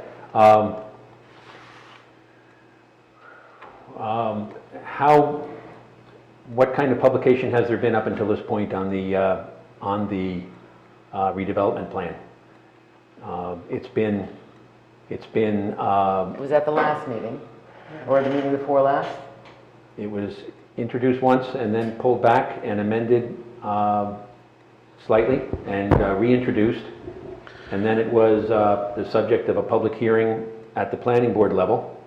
So this is the first public hearing on the township committee, but it has had a public hearing on the planning board, and it has been part of the packet, both the first time it was introduced and then an amended version last month when it was introduced in the current form. So I think that's the accurate way of describing it. The agenda for this meeting was originally posted on Friday, which included all those documents, and has been subsequently updated. And it was only just this morning that there was an issue with the website, but everything has been very publicly available for some time. So the website was accessible in its old format and with all of its attachments up until the changeover that began, which was last night after hours. So today, unfortunately, it takes some time for the servers to identify and point to all the content. Yeah, this morning they were, when I did a check, they were, I didn't go through and look at every single attachment, but the documents were there. Yeah. And this did have a public hearing at the planning board, so Yeah. I think we're good. Yeah, I appreciate that there's always more that can be done, but I think that considering the time duration and the different opportunities for public comment on it and publication and reading it up until now, I think in the larger scheme of things, I think that in order to, I would support moving forward. Any other comments or questions before we move on to the next? Okay, Greg, Beth McNaughton, you said, is next? Beth, you have the floor. Hi, everyone. Can you hear me okay? Yes, we can. Great. My name is Beth McNaughton. I'm a Chatham Township resident on 19 Yarmouth, over 10 years now, I believe. Can't believe it went so fast. I just wanted to say I fully support the township's plan and efforts to acquire the Charlie Brown property. I know there's a lot of talk around it, and I understand why people would be opposed. However, I also understand why we need to move forward. We don't want to be in a situation like Englewood Cliffs where we're forced to build hundreds of units in other places. And so I fully support the township's plan to acquire Charlie Brown's property. Thank you very much. I missed your street when you identified it at the beginning. Could you repeat that for me, please? Yarmouth Road. Thank you. Thank you, Beth. Very good. Thank you very much.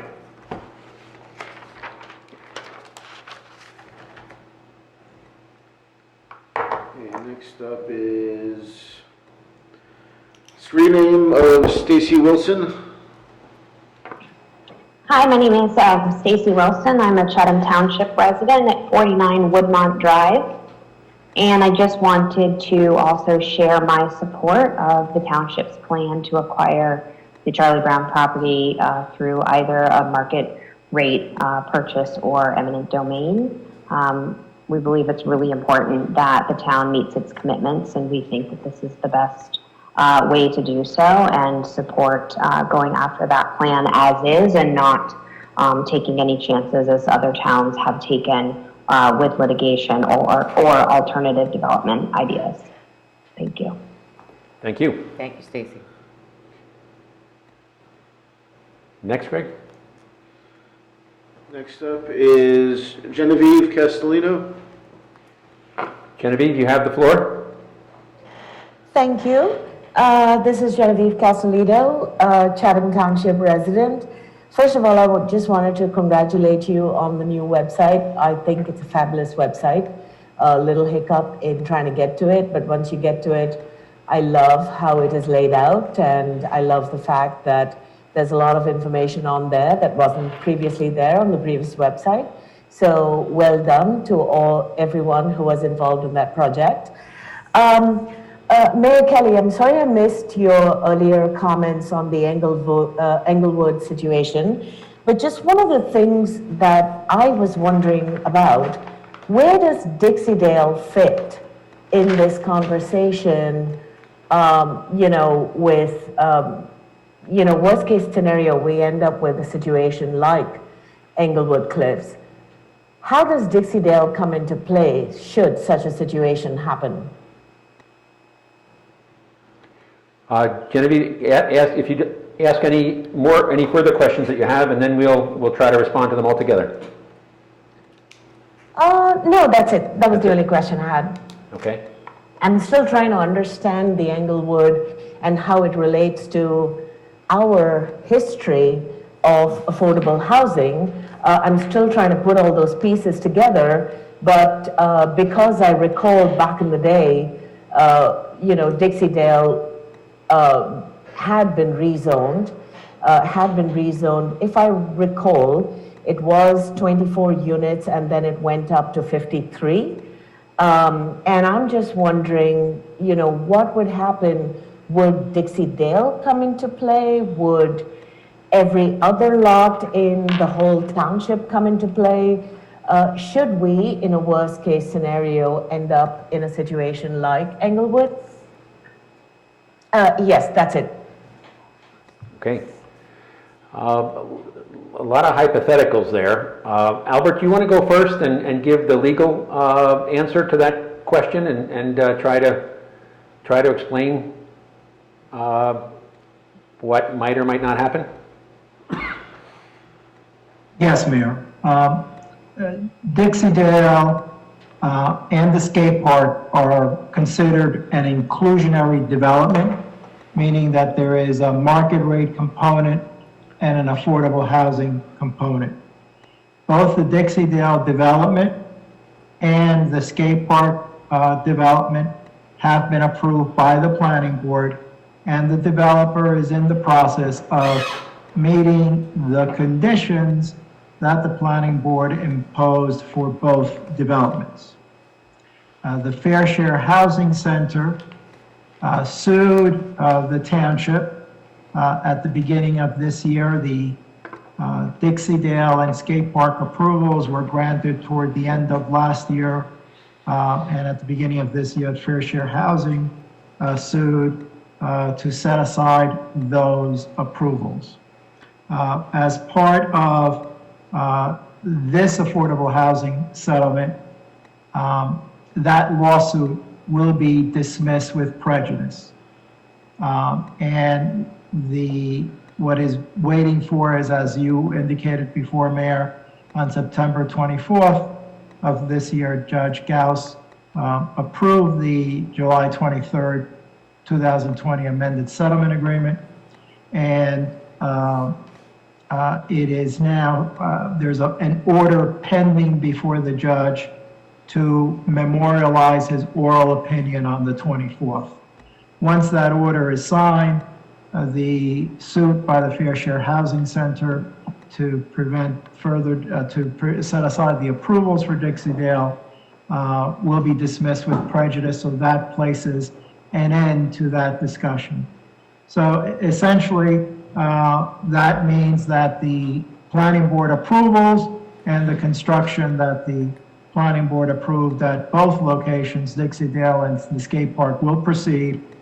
The skate park and Dixie-Dale are part of the township's affordable housing plan and the affordable housing settlement, and do provide for, I believe it is correct, 53 market rate units at Dixie-Dale, and it preserves the mansion at Dixie-Dale and 24 units at the skate park. So essentially, Dixie-Dale will no longer be under any other development pressure other than what's been approved. Thank you, Albert. Any other questions or comments on that? I think you made a statement about Englewood Cliffs. Right.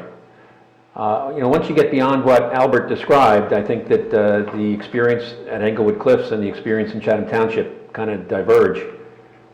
We, as Albert said, we are proceeding with the plan that we have described publicly many times, and we passed a major hurdle just last month with getting the judge's oral approval, and we're waiting for the memorialization of that. So that's a major step forward for Chatham Township. So it's a totally different situation. We have Englewood Cliffs went down a totally different road where they did not reach a settlement, did not attempt to reach a settlement, and they were taken to task by Fair Share Housing Center in the courts, and what made headlines this week was the penalty that was imposed on them. But it's, again, that our two paths diverged a while back, and I'm happy to say that. I think it's more of a cautionary tale when you read something like that about what happens if you don't try to settle appropriately and then try to enforce that settlement by the means that we've had over the past couple of years. And in moving forward with the court, while trying to do the best that we could for residents, I think that was the best course of action, because to go back and fight the courts or not settle or refuse or to do those things, I think that's the cautionary tale out of the Englewood Cliffs story. Any other thoughts or comments? Greg, anyone else with their hands up? Yes, several. Next up is Meredith Mintz. Meredith Mintz, you have the floor. Hi, Meredith Mintz, Chatham Township, 14 Gates Road. I would just like to say I'm in support of you acquiring Charlie Brown's, and thank you so much for your efforts. Thank you, Meredith. Thank you. That's Very it. short, Thank very you. short and sweet. Yep. Very good. Greg, and next. Next up is Dan Simonetti. Dan Simonetti, you have the floor. Good evening, thank you. My name is Dan Simonetti. I am a Chatham Township resident and live on Rolling Hill Drive. I'd like to offer my support for the township's plan to acquire the Charlie Brown's property. The property is up for sale. No one will be displaced by way of condemnation. The seller will be offered market value for the property, and the location is optimal as it is within walking distance to many resources and businesses in the area, and it provides the least impact to traffic flow throughout the township. I think we should do everything possible to avoid a builder's remedy situation, and the purchase of the Charlie Brown's property is the best means to that end. Thank you very much. Thank you. Thank you, Dan. Next, Greg. Next up is Steph Ryan. Steph Ryan, you have the floor. Hi, this is Stephanie Ryan. I'm a township resident. I live on Southward Court. I also just want to voice my support for the township's plan to acquire the Charlie Brown's property. Thank you. Thank you. Thank you, Stephanie.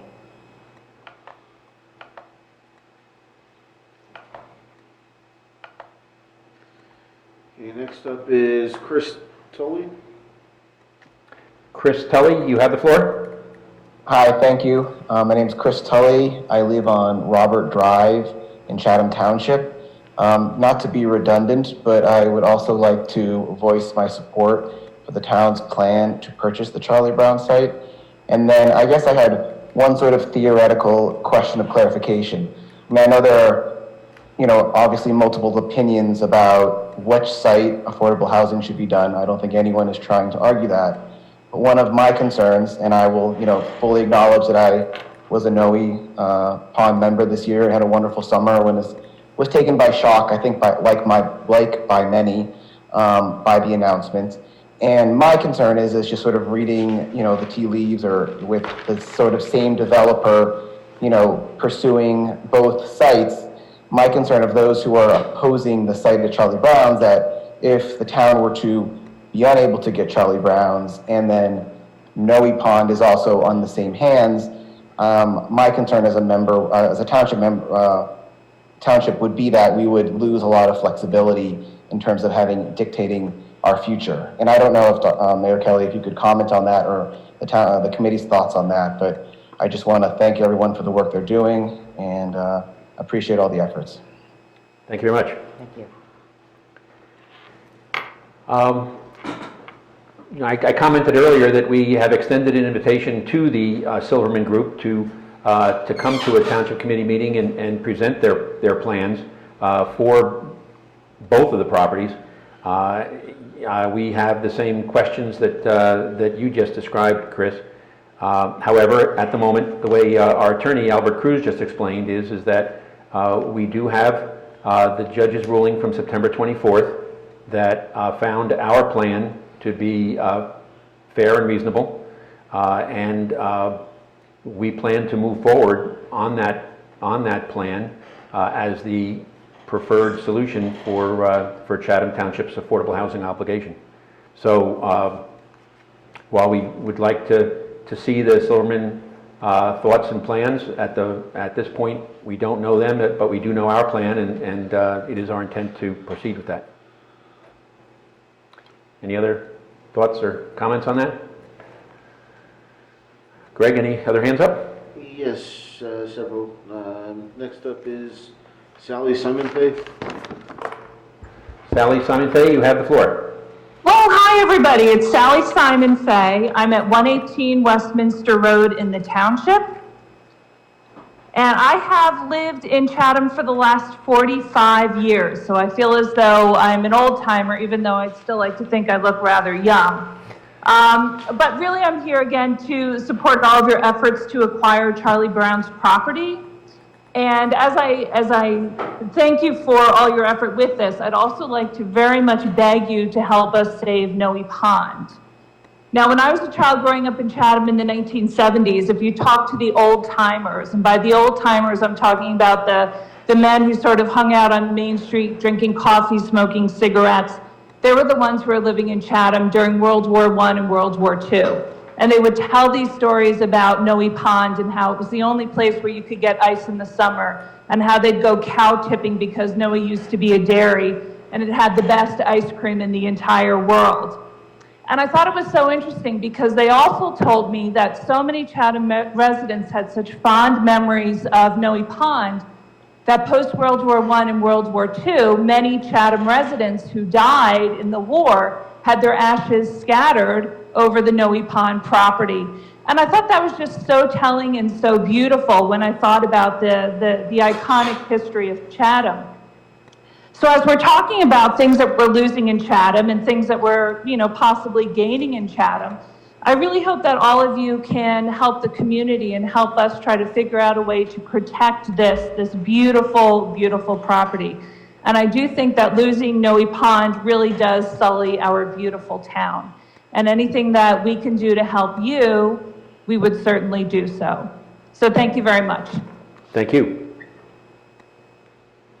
Thank you, Sally. That's one story about Noe Pond that I had not heard. And it was a bit of a sacred site for ashes for people.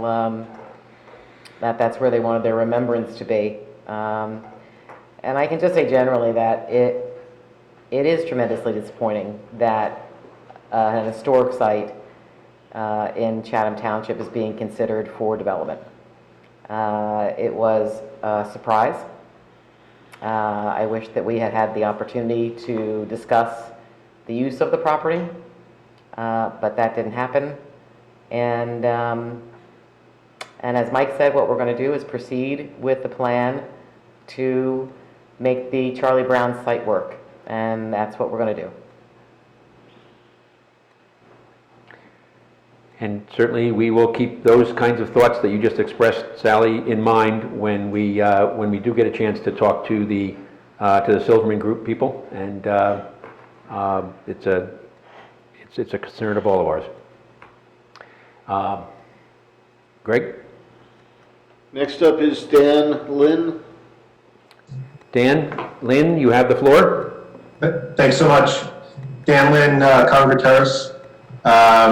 It's tough to follow Sally's monologue there, but so I'll keep it short. I also would like to support the townships to acquire a Charlie Brown site via eminent domain and obviously avoid a builder's remedy situation. Thanks so much for it, guys. Thank you. Thank you, Dan. And next up is Jennifer McNally. Jennifer McNally, you have the floor. Hi, thank you so much. I appreciate the time and energy everyone's devoted to this topic. And I'm at 19 Ferndale in the township. And I too want to get on the call tonight with my neighbors, and it's going to be hard to top Sally Simon Faye's stories. Just to say, I also fully support the use of the eminent domain and the condemnation of the Charlie Brown site to pursue and fulfill our affordable housing commitment. By acquiring the Charlie Brown site, it will preserve our immunity to a builder remedy lawsuit, which is imperative. And it's also so important that we keep control of our own zoning this way. So I fully support the eminent domain and the condemnation, and I'm happy to see so many of our neighbors speaking tonight as well. So thank you all for your work, and I look forward to us pursuing this option. Thanks. Thank you. Thank you, Tim. Okay, next up is Francis Orabana. Francis Urbana, you have the floor. Hi, everyone. Thank you very much. My name is Frances Orabona. I live in the township on Whitman Drive. I'm actually a newer resident of Chatham, having just moved here with my family in 2019. And this was our first summer at Noe Pond. So I am also calling in, and obviously not going to try to beat what some previous people like Sally Simon Faye have said. But I do want to say, for all the reasons that Dan Simonetti, Sally Simon Faye, and others have mentioned, I fully support the township's plan to acquire the Charlie Brown property. I am fairly concerned as a new resident about the risk of losing our immunity to builder's remedy, and would certainly be really sad to see not only the new Noe property go away for our children and for many others and for futures to come, but also to see what burden might, come to this community if so many units were built on that property, and how our township would be able to afford to support those units from an urban planning perspective. Thank you. Thank you. Thank you.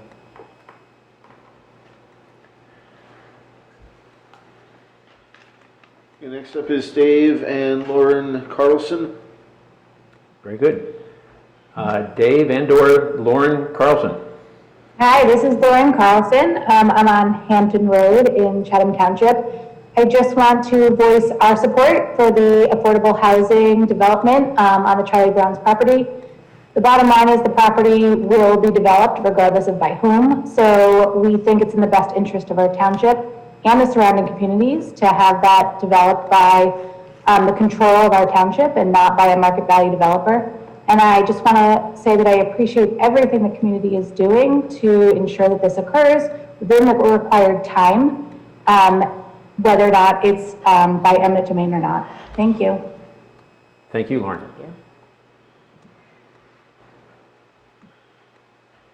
Okay, next up is Tim Maloney.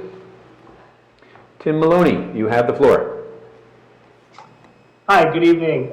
Thank you for your time this evening, and thank you for all of your efforts in all of these initiatives. I just wanted to, I'm a resident of the township. I live on Rolling Hill Drive. I am a very new resident. I moved in March of 2020 and couldn't be happier to be here. But I do want to offer my support for the acquisition of the Charlie Brown property, and just thank you again for the thoughtful plan that you guys are putting forward.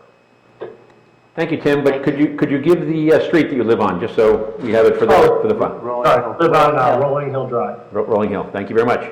Thank you, Tim, and welcome.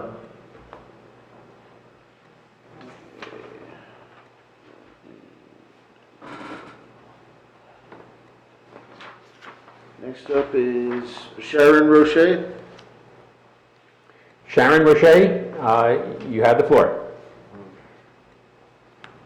Okay, hey guys, thanks for having me. I just, first, I live on Green Village Road, which is, as you know, basically around the corner from Charlie Brown's. And I just wanted to also echo many of the other comments that you've had, that we fully support the township's move to acquire Charlie Brown to avoid the builder remedies issues. And we have heard through all of this a whole lot of the not in my backyard. And so I'm just going to tell you to go ahead and build it in my backyard.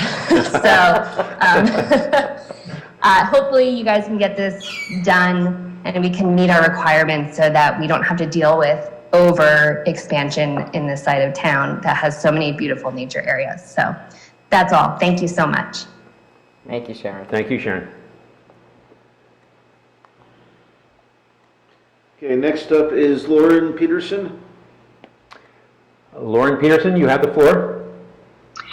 Hi, good evening. I'm at 511 Shunpike Road in the township. I also wanted to echo what my friends Sally Simon Fay and Sharon Roche just said regarding acquiring Charlie Brown's. I think it's incredibly important that the township acquires that building. And we're also Noe Pond members. I spoke at the last meeting or 2 meetings ago regarding how much our family is so upset about the Noe Pond situation. And we're also concerned regarding the impact to the environment that development would have there. I don't know if that's been brought up enough yet, but I think we should really look into that as well. But I also wanted to just make a comment or ask a question. I was literally past Charlie Brown's just a few minutes ago, and there is on the for sale sign under contract on the building and on all the for sale signs. I don't remember if that's been there, and I'm just noticing it or not. But anyway, that's all I want to say. Thank you very much. Thank you. Thank you, Lauren. Yes, I've noticed that under contract addition to the for sale sign as well.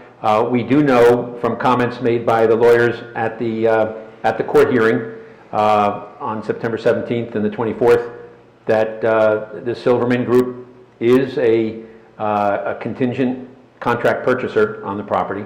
So they do have interests in both the Noe Pond property and the Charlie Brown's property at this point. Greg. Next up is Corey Kaplan. Corey Kaplan, you have the floor. Hi, this is Corey Kaplan. I live on Glenmere Drive in the township, and we're relatively new members of the community, but just wanted to take a moment to sort of echo our support of the acquisition of the property at the Charlie Brown property, and mention that we appreciate all the time and effort that's gone into this. We understand it's been quite a process up to this point, and it seems like we've arrived at what's the least disruptive and most rational solution. So we look forward to seeing it through to the end, and I appreciate your efforts. Thank you. Thank you. Thank you, Corey.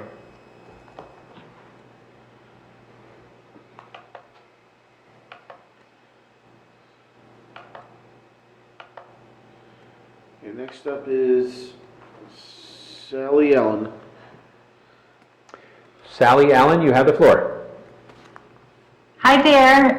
This is Sally Allen from 12 Old Farm Road in Chatham Township, and I am just near Fairmont Country Club and across from the Great Swamp off of Noe Avenue. I just wanted to remark, first of all, thank you for all your hard work. This has been quite an undertaking to find a great site, and I think after multiple locations, you found the best site possible in Chatham Township, with it being Charlie Brown's. I think it's best for the folks that want to live in affordable housing, and I think it's best for the township residents as well, and provides great access to the township. I'd also like to add that when we moved here 8 years ago as a family, we specifically chose Chatham Township because I grew up here, and I wanted my kids to experience the Chatham Township that I did. And part of that was the reason we chose the house on 12 Old Farm Road is because it had access to the shopping center and was very close, and kids could ride their bike up to the Dunkin' Donuts and the shop right up there, and also because of Noe Pond. And we chose Chatham over Madison and Summit and any other town because of Noe Pond, because I wanted my kids to grow up like I did, and just wanted you to realize it's a real win-win if we can meet the affordable housing obligation with a site that's quite frankly quite perfect for the town. And if we can keep Noe Pond, it's a win-win, because I think it is a great reason to want to raise a family in this town. And thank you for all your hard work. Thank you, Sally. Thank you.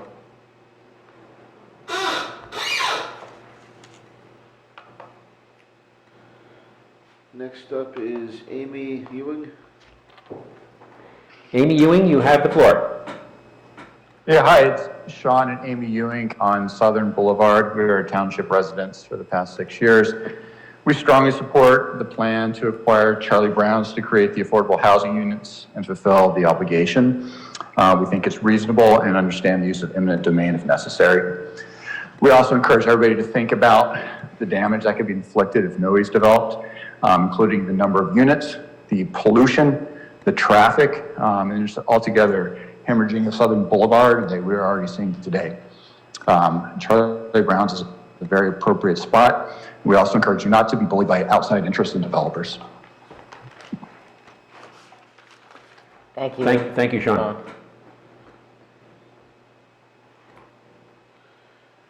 Okay, next up is somebody named Mark, doesn't give a last name.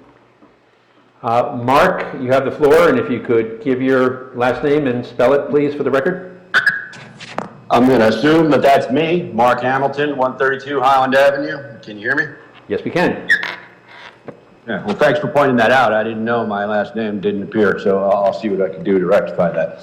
Okay, so I just want to call in and just say, you know, what an amazing and encouraging and exciting night this is for Chatham Township.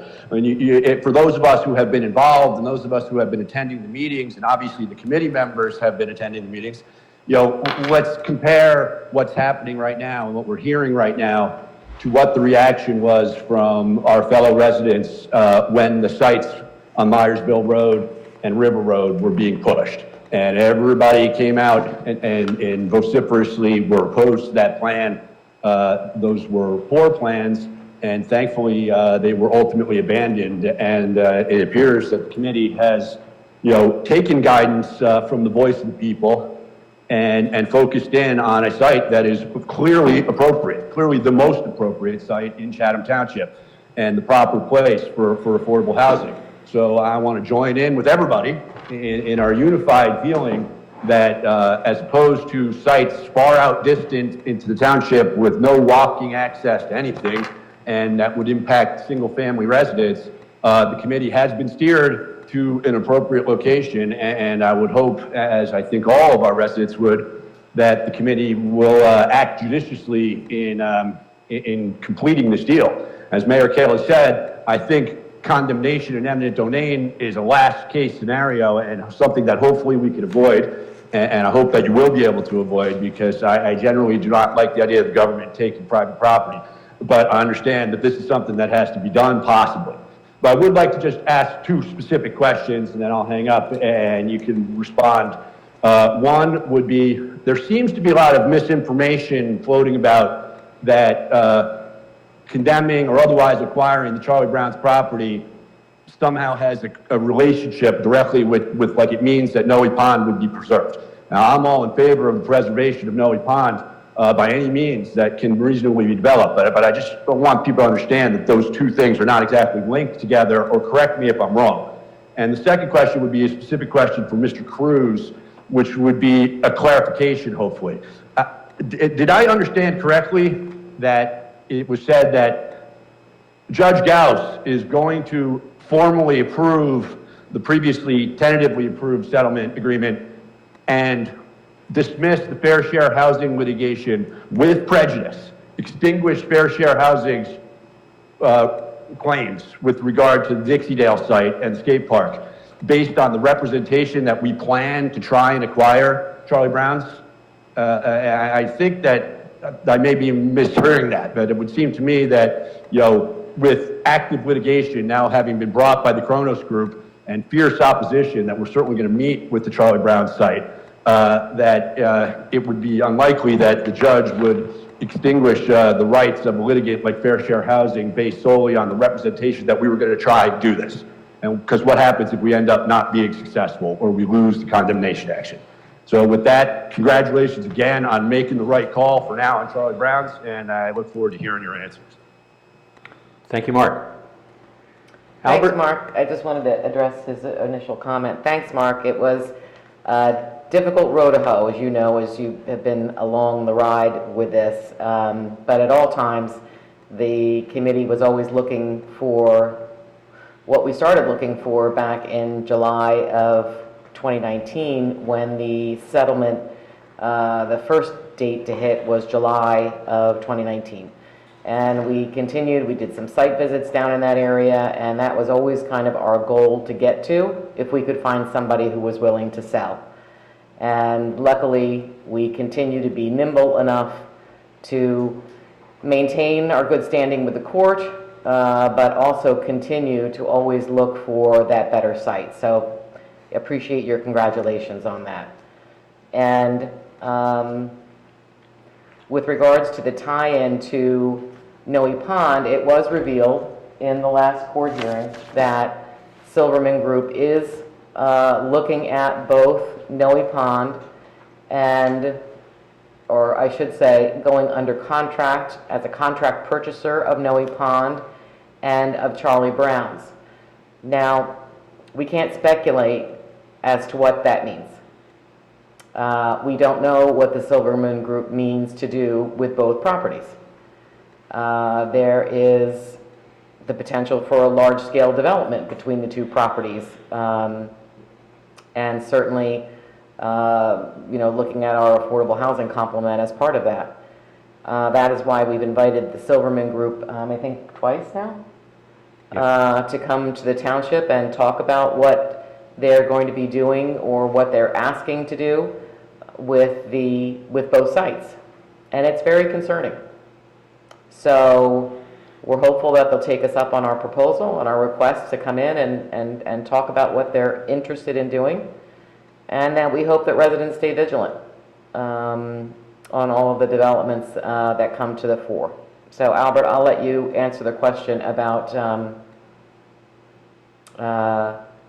dismissing with prejudice. Albert, if you take the legal part of the question on the dismissal with prejudice of the lawsuit in the current context. Thank you, Mr. Mayor. Affordable housing litigations are resolved in two parts. One is a fairness hearing and preliminary compliance hearing. And that's what was concluded on September 24th. And it was an amended fairness hearing. The judge found that the plan as currently constituted is fair to low and income residents within the township region. The second part of resolving an affordable housing litigation is a final compliance hearing. The judge set December 14th at 9 a.m. for that hearing. And so as a result of the judge's order, the report of the special master will be incorporated. It has 12 conditions, and the township is working toward meeting those conditions between now and then. Regarding the Dixie Dale suit, the suit by Fair Share Housing to set aside the approvals for Dixie Dale, the agreement between Fair Share Housing, the attorneys for Dixie Dale and the township is that upon the approval of the settlement agreement, the July 23rd, 2020 settlement agreement, that litigation will be dismissed with prejudice. Unless something occurs and the judge sets that agreement aside within a short period, that litigation will be dismissed with prejudice. The documents dismissing it are essentially being held in escrow pending the order that is before the judge right now for his review. I just wanted to address, there was a question about relating the Charlie Brown's acquisition to Noe Development, and I'm not going to get into speculating what may or may not happen, but I just want to reiterate, this committee has always put at the forefront protecting our builders' remedy immunity. We don't want to be subject to builders' remedy lawsuits and lose control of our zoning. So that has always been a priority in everything that we've done. It does not win us any popularity contests because at times you can't disclose what your pursuing or looking into or researching. But the priority has always been to continue to work with the courts and with fair share housing so we can protect ourselves from losing our zoning, basically. We want to be able to control our zoning, and that's how we've proceeded all along. Thank you. Any other comments? Very good. Greg, any other hands raised? 8. Okay. Keep them coming. Next up is Phil Enkel. Phil Enkel, you have the floor. Hi, good evening. Phil Enkel, J Road Township resident and also candidate for Chatham Township Committee.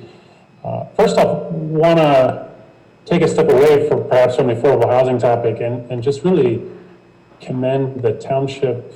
Bob, you and I talked, and Tracy, you and I have talked about this, that we found a way to keep Colony Pool open this summer. And for my family, and I know for a lot of other families that I've talked to, Colony was a respite, and it was a place where we could all go and forget a very difficult time that we're going through. And to be honest, it felt pretty darn close to the way it's felt in past years. So I think it's a treasure for the township that we have Colony Pool, and I really commend the township that we were able to keep Colony open and find a way to keep it open and keep it safe, which is obviously of paramount importance. So my second comment goes around perhaps a second commendation, which is to say that I want to commend the Township Committee for keeping their eye on the prize the whole time. And it's been a bumpy ride. And I think what we've lost sometimes in all of the arguments about this side or that side, or should we litigate builder's remedy, should we not, I think what we lost sight of is the tremendous risk that playing with builder's remedy immunity poses to the township. And Silverman's group's activities and now the Englewood Cliffs case really point very clearly for this committee that it is so important that we keep control of this process, we find a good site, and that we manage to maintain that builder's remedy immunity so that we avoid cynical developers like Silverman coming into the township, busting our zoning, and building a lot of units throughout the township and on Noe in particular. So again, great news on Colony Pool. I think that's great that we were able to do that as a community, to come together as a community. And really great news that we are keeping our eyes focused on the builder's remedy immunity. I know there's going to be some bumpy days ahead on that topic. And I want to make sure that all of the positive things we hear today will remain positive in the coming weeks and months, because I'm not convinced this thing is completely over yet. So I know I intend to stay close to it and continue to support the township's activities in that regard. Thank you very much. Thank you. Thank you. I'd just like to pass along regarding the Colony Pool, compliment Tracy Ness, who's our recreation liaison, and Bob Hoffman, our administrator. The easy decision on Colony Pool, which had to be made early in the spring when the pandemic was at its worst, the easy decision was to take a pass this year and just let it stay closed, avoid all of the headaches and the expense. And Tracy and Bob led the effort to wrestle with that and find a way to make that happen, and it was the right decision for a lot of people. Thank you, Mr. Mayor. If I may add that the third musketeer was our pool manager. Very, very true. We the amount of work behind the scenes that had to happen was significant, and Lauren did roll her eyes a couple times because the reopening plan was voluminous, and we both read it, we both edited it, and it, you know, at the end of the day, we were very fortunate that our staff was well trained. Nobody got sick going in a Colony Pool, and you're right. The easy decision would have been to keep it closed, but we were successful. So knock on wood, we were successful with that, and we were successful with our summer sports programs. So that's enough from the grumpy guy. Very good. But it is very nice, because we have received a lot, and I've been meaning to pass those on, Bob, to you and to Lauren, and to the staff, Al and Maddie there, and all of the lifeguards and everyone there, that it was really meaningful for them to be able to go to Colony Pool and just feel somewhat normal. So that was a lot of terrific feedback received from the community. Made it worth it. Thank you. Okay, next up is a phone number, last four digits, 1876. Very good. Phone number ending in 1876. You have the floor if you give your name and spell your last name and give your street. Sure thing. Hi, it's Fran West at 12 Joseph Street in the Township. And good evening. It's been really great to hear all of the positive feedback tonight, and I know most people know my name, and certainly the neighborhood that I live in, which is Sunset Lake, and the challenges that some of myself and my neighbors have posed to the committee, and certainly to Judge Gauss during all of the discussions the last few weeks. And so I don't want to make this a negative discussion, especially with all the positivity tonight, so I won't.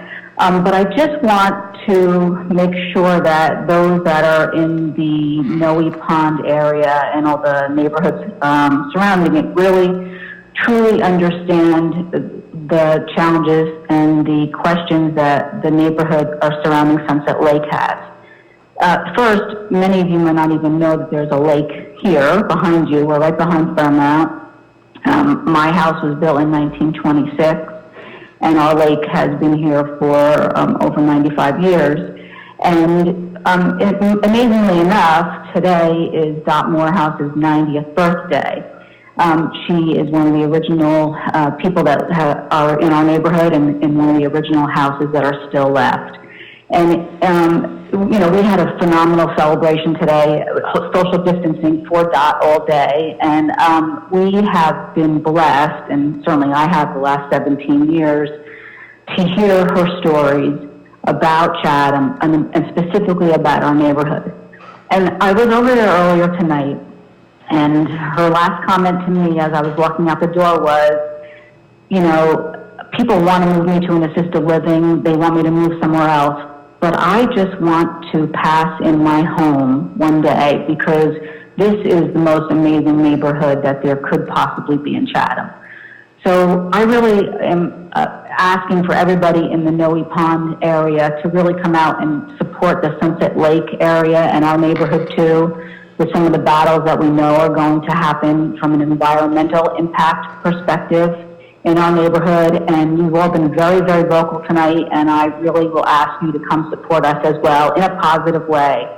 And so my two questions for the Township Committee tonight are, what type of environmental impact studies are you going to provide for our neighborhood with the affordable housing for Charlie Brown's? And then secondly, can we put some type of regular cadence on the calendar for our neighborhood so that we can all work together to make sure that this works for everybody?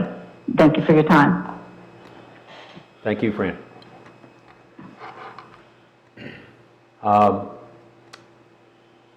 Regarding the environmental impact statement, there will definitely be a detailed process going forward. That typically happens when a plan goes before the planning board, which is the proper body for digging into that kind of detail. Anyone who has been following the affordable housing saga to date knows the degree of detail that they dug into with the Dixie Dale and then the Arbor Green units, the affordable units at the skate park. Those series of hearings took the better part of a year, more than a year, with an extreme amount of detail, public hearing, every meeting, an opportunity for public comment, artist renderings, studies about traffic, about water runoff. So we don't have that detail right now, but we will have all of that, and it will be presented to the public at a lengthy series of planning board hearings, I'm sure. And then the opportunity to participate somewhat relates to what I just said about the planning board, but that is even a broader opportunity than just the planning board. We definitely will be having public hearings and more detail, starting with our next public hearing on the redevelopment plan. I think that there's parts of that redevelopment plan that were carefully crafted with Sunset Lake neighborhood in mind, and I look forward to moving on to that hearing and talking about some of those specifics. But yes, it's a reasonable request, and we need to be very conscious of the neighborhood's concerns. Thank you, Fran. Greg, next. Okay. Before we move on to the next person, I see some names in the queue that have already spoken, and I just want to remind the public that you only have one chance to speak per public comment session. So next up will be Bob at boatrocker.com. Bob, you have the floor. If you'd start off by giving your name and spelling your last name, if you would. Bob, Boat Rocker. I just need to unmute. Hey, it's Bob Higgins. Didn't realize my thing was up. From J. Could you spell your last name for us, Bob, for the record? Sure. Higgins. Okay. And a street, if you would? J Road. Thank you very much. Okay, you have the floor. Two questions. One regarding the Charlie Brown site. And learning that it's, potentially right now under contract to Silverman. My question is, without getting into too much theoretical and speculation, is there something, now that we've already been approved by the judge, that Silverman can do that could completely derail this? Or they come in, they buy it, and we just eminent domain them, and they really can't do anything where, and then switch to the other site, to Noe. And this is kind of going back to what Phil Uncle just talked about and Deputy Mayor Ness talked about earlier. I've been a Colony Pool member for 12 years. It's been terrific. We love it. And I guess Noe has formally announced in some way, shape, or form that the club will be closing. We don't know what's going to happen around it. If that happens and those club members are now displaced, is this an opportunity to invest further into Colony, upgrade it, make it more Noe, I guess, and try and make it a suitable place for a bigger crowd to be able to come to. That's it. Thank you. Albert, it is kind of speculative, but that first question about is there something Silverman can do to derail a Charlie Brown site affordable housing process? Do you want to take a stab at that from your perspective? Thank you, Mr. Mayor. I do not want to speculate on what the Silverman Group will or will not do. What I know is what has been reported, or what you have reported, that the Silverman Group represented to the court on two occasions, on September 17th and September 24th. But at this point, it would be I don't think it would be a wise decision to speculate on what the Silverman Group may or may not do. You've invited them to come to the Township Committee meeting and present their plans, and beyond that, I think, I certainly don't believe we should comment upon it. Thank you, Albert. I guess that's why I punted it to you, because I had the same concern of what really could be said. We honestly don't know, and we have asked, and we hope to open up communication with them. And then the question about investing in Colony Pool in the context of what's been announced to the members of NOE. Tracy, you want to take a stab at that? I mean, I'm not too sure Bob wants me to take a stab at that. Because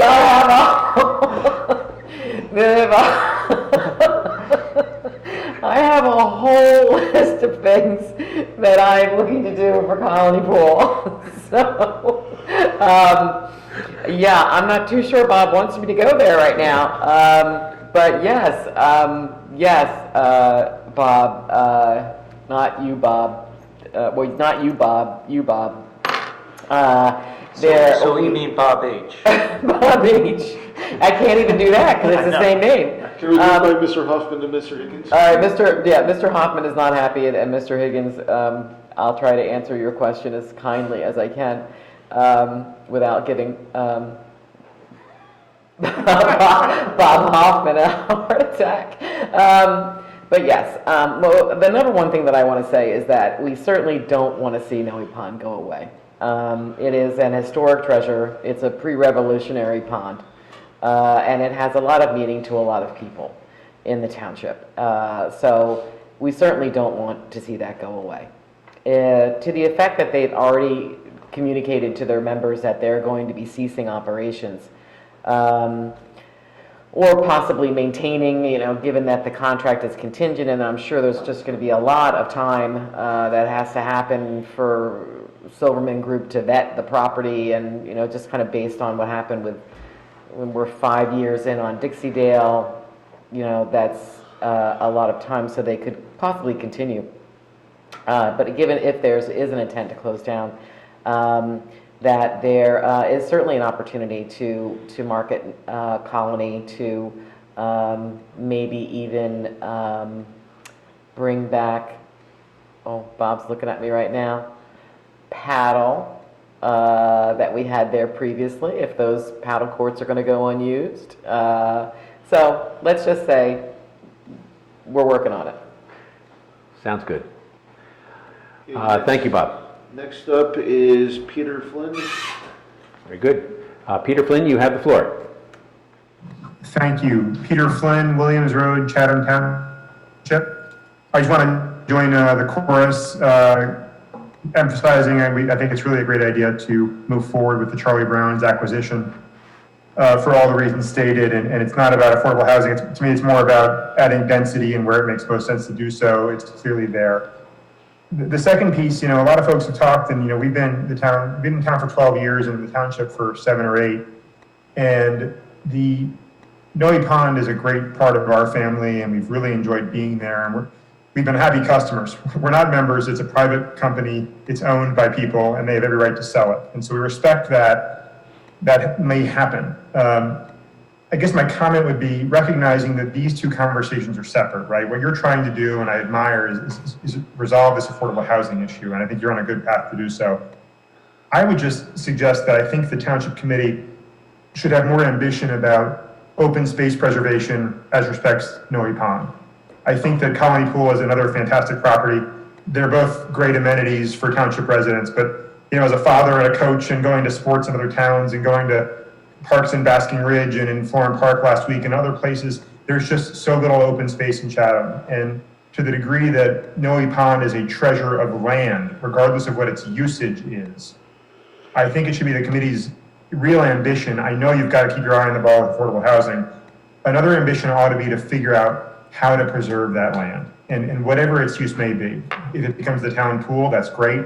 If it becomes something different, that's great. But gosh, we're just running out of spots like this. And it's a bold ambition. It could be expensive. It's obviously complicated because it's owned by a family. But I just want to go on record with that. Sentimentally, I wish it would stay a pond club forever. I don't think it will, but I hope that we can figure out a way as a township to keep it as open space and use it in some way for the benefit of the township. So thank you very much. Thank you, Peter. Thank you, Peter.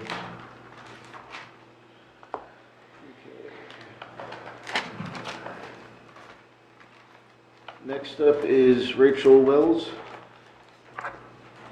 Rachel Wells, you have the floor. Hello? Yes, Rachel, we can hear you. Hi. Hi, thank you. Sorry, I was on mute. Can you hear me? Yes, we can. Okay. So, first of all, I just want to say, thank you so much for opening Colony Pool this summer. That was really awesome, and we had a really great summer there. And I just thank you so much for putting in so much effort for that, first of all. And second of all, just like everybody else is saying, I'm just so sad to hear of Noe Pond. I've never been a member, but I grew up in Chatham and have lived here almost all my life, and it just, breaks my heart to think that will no longer be, and it will be developed. That to me is just devastating to think. So I just wanted to say that I really liked what Peter said before me about creating more open space and preserving these places in Chatham. I mean, my heart also broke when I found out about Dixie-Dale. I mean, these places that we think of growing up here that are just going to be gone is just so unbelievable to me and just sad. And I was just shocked when I heard about Noe. I just could not believe it. So, I hope we can somehow move forward and, preserve more of these places, if there's any left to preserve. And I also, like so many others tonight, want to say that I support acquiring of Charlie Brown's for the affordable housing. It seems like it makes sense to me. It seems like a good spot, so I support that. And, thank you everybody for all your hard work. And that's it. Thank you so much. Rachel, before you leave, could you just give us your street? Oh, sure. Sorry about that. I'm at 310 Shunpike Road. Very good. Thank you very much. Thank you, Rachel. Thank you. Good night. Thank you.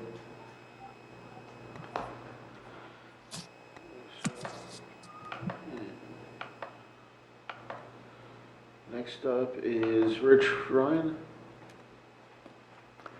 Rich Ryan, you have the floor. Rich Ryan? Hi.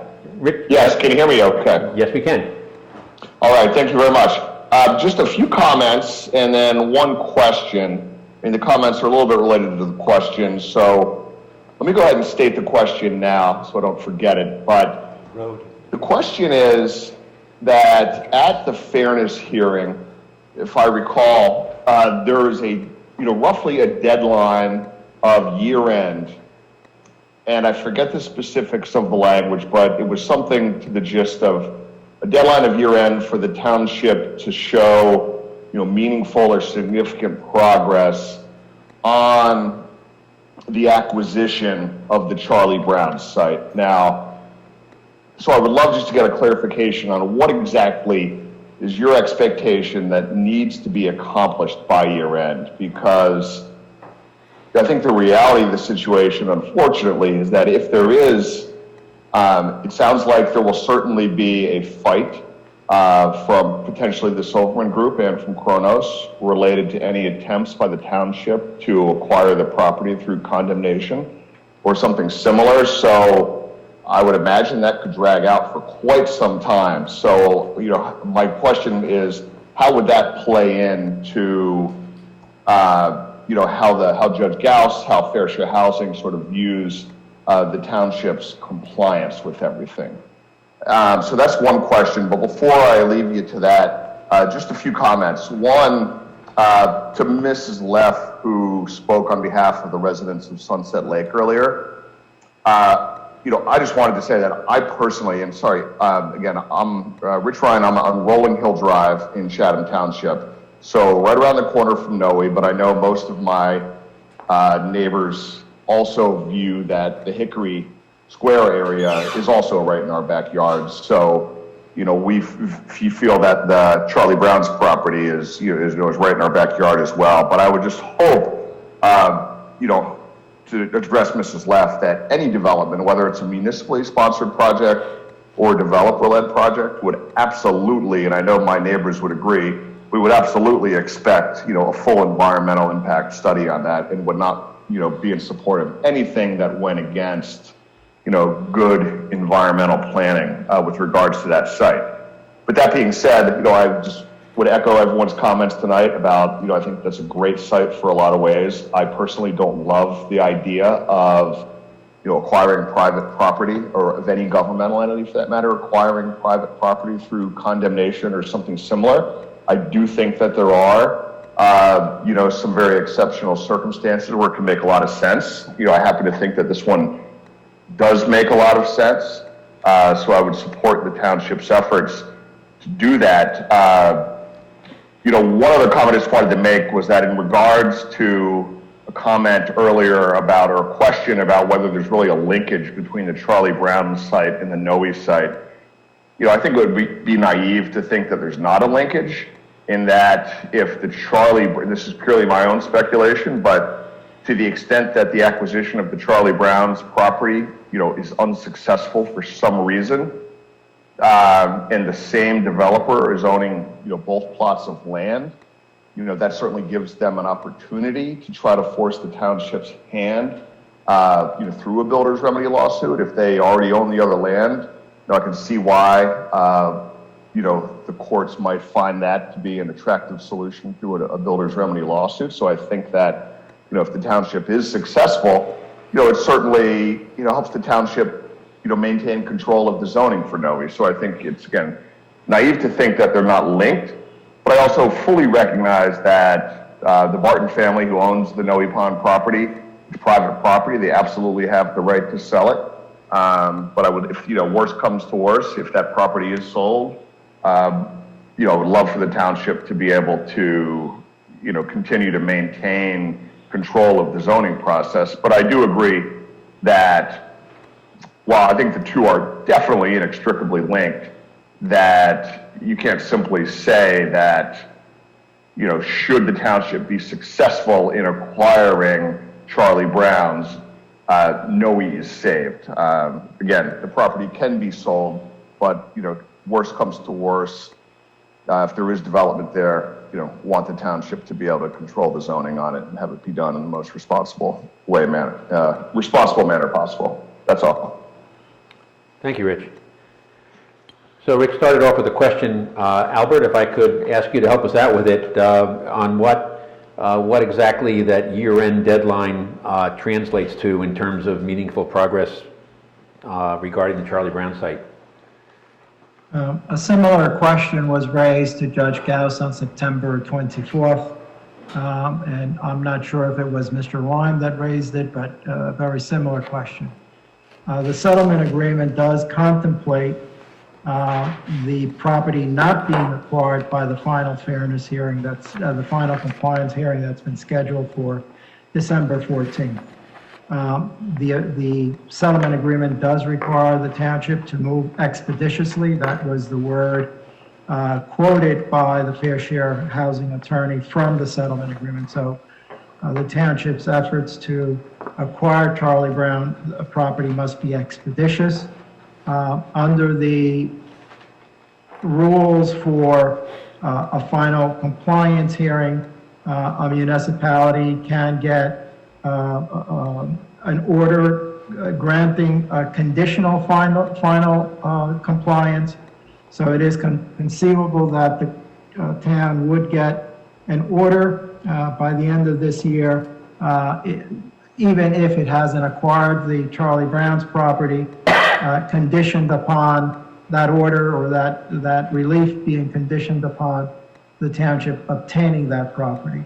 So the settlement agreement did contemplate what you're referring to. The mechanisms for Mount Laurel litigation do allow for a conditional judgment And so there would not be a final judgment and final repose until the township acquired that property.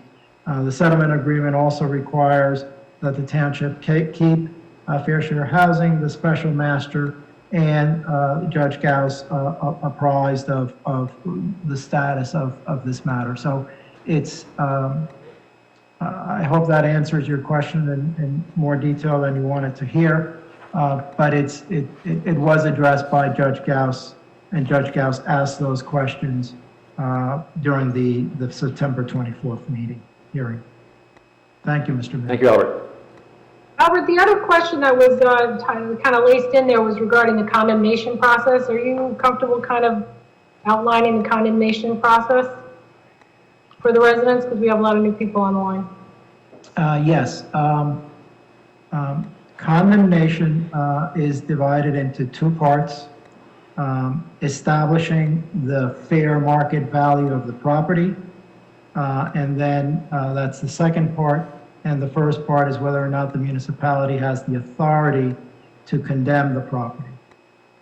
In all condemnation actions, the law requires that the municipality appraise the property by an independent appraiser, that appraisal report be tendered to the property owner, and the township must offer to the property owner the amount of the appraisal report. Those are the steps that have been taken.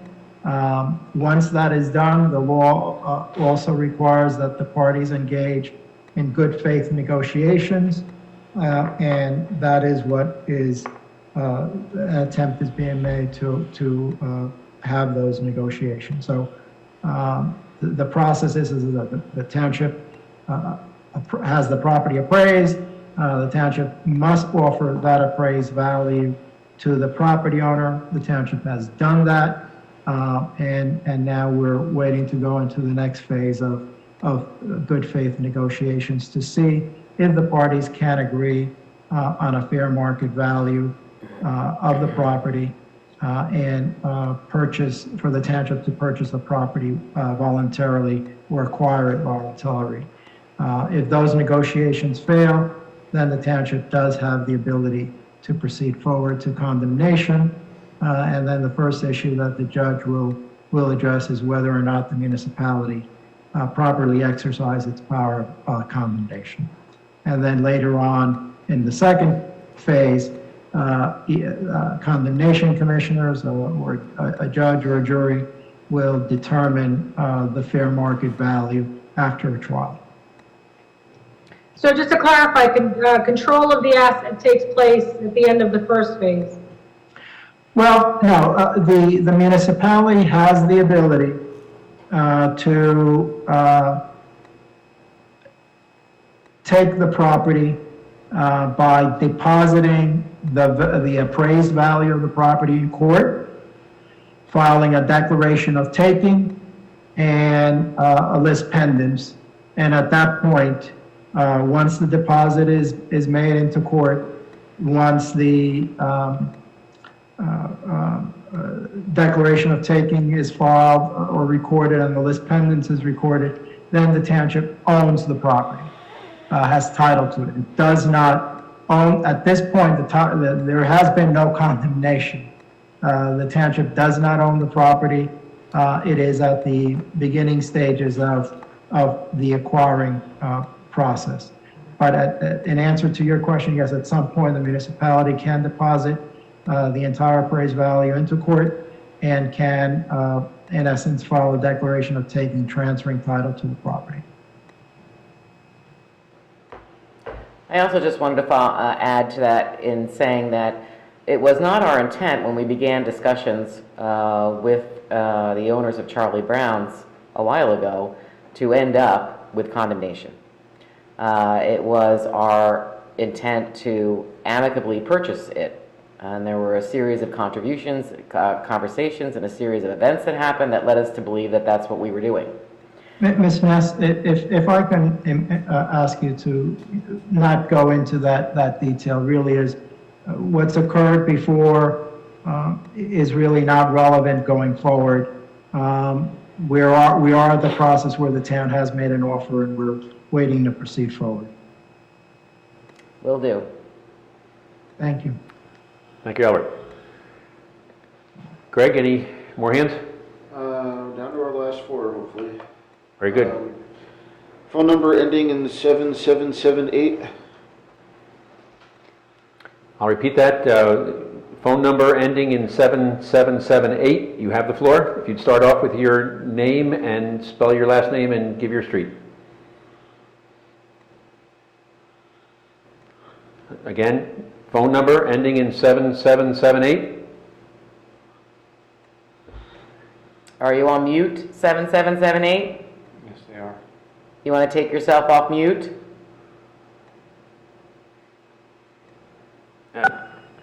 Oh, very Hi, good. this is Stuart Carr from 3 Crestwood Drive in Chatham Township. Apologies, I was on mute there. A couple of things. Number one, I do congratulate the whole group on the hopefully acquisition here, pending one way or the other, on the 522 Southern Boulevard. I think that, again, Dan Miller argued for a long time, and I think Mr. Hamilton and some other folks, about condemnation being a kind of a last resort. I agree wholeheartedly with that. However, here I think that condemnation or the potential thereof is appropriate in this particular circumstance, given all the facts surrounding this particular item. So I agree with everybody else before me on that item. Did want to spend a couple of minutes, I asked Attorney Cruz on a couple of things. One, with respect to somewhere between can't comment and some generic discussion that you had before on condemnation.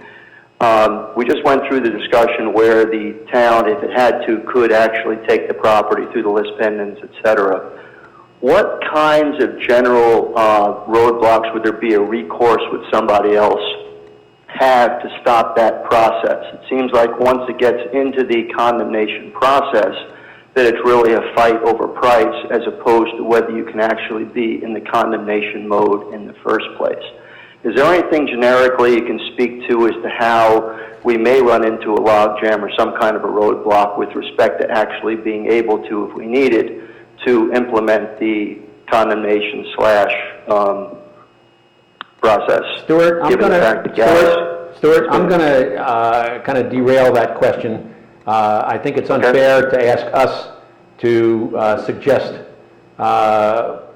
the kinds of, in answer to the kind of questions you just asked. So please move on to the next question.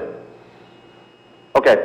Then one other question is, if the process does move forward as anticipated with December 31 or December 14 working through, et cetera, would that mean that from then until the end of the third round time frame, which is, I believe, mid-calendar 2025, that there would not be any recourse by the owners of Noe Pond to bring any kind of a builder's remedy lawsuit, since we will then have been in compliance, at least through the third round? Is that a fair statement, or is there still some kind of issue where the owners of Noe could in fact do some kind of a forced upzoning or some kind of a builder's remedy type of activity? Stuart, any comment you could do on that, or is that out of it? Stuart, I'm not going to allow the municipal attorney to answer that kind of a question, hypothetical, and that's the kind of question that should be asked to the attorney of some other party in this whole process. So, I see. Okay then. Well, thank you again, and again, I do want to congratulate everybody for doing this. It's been a very long road and a very tough road, and I think this is a terrific outcome, assuming that you folks can pull it off, and hopefully you will. Thank you again for your time. Thank you, Stuart. Appreciate Thanks, Stuart. Good questions. We just can't quite answer them right now. Greg, next. Next is Ami Shah. Ami Shah, you have the floor. Very good. Hi, this is Ami Shah at Country Club Drive. I'm also a candidate for Chatham Township Committee. And I just wanted to come on to just say that, I commend this committee on moving forward with fulfilling our 2018 settlement agreement obligation. I know it has not been an easy task for any of you. And I just wanted to add my support for moving forward with the acquisition of the Charlie Brown site and making sure that we retain our immunity from builders' remedy lawsuits. I'm very concerned about protecting our township from overdevelopment, and keeping our immunity to builders' remedy lawsuits is key. So again, I wanted to just say that, I really applaud your decision to move forward, and would just add that, I hope we do have additional safeguards in place to make sure that what happened in Englewood Cliffs, won't ever happen here. And also add that I hope that the residents' concerns around Charlie Brown's will also, be heard. So thank you all very much for all your hard work. Thank you. Greg?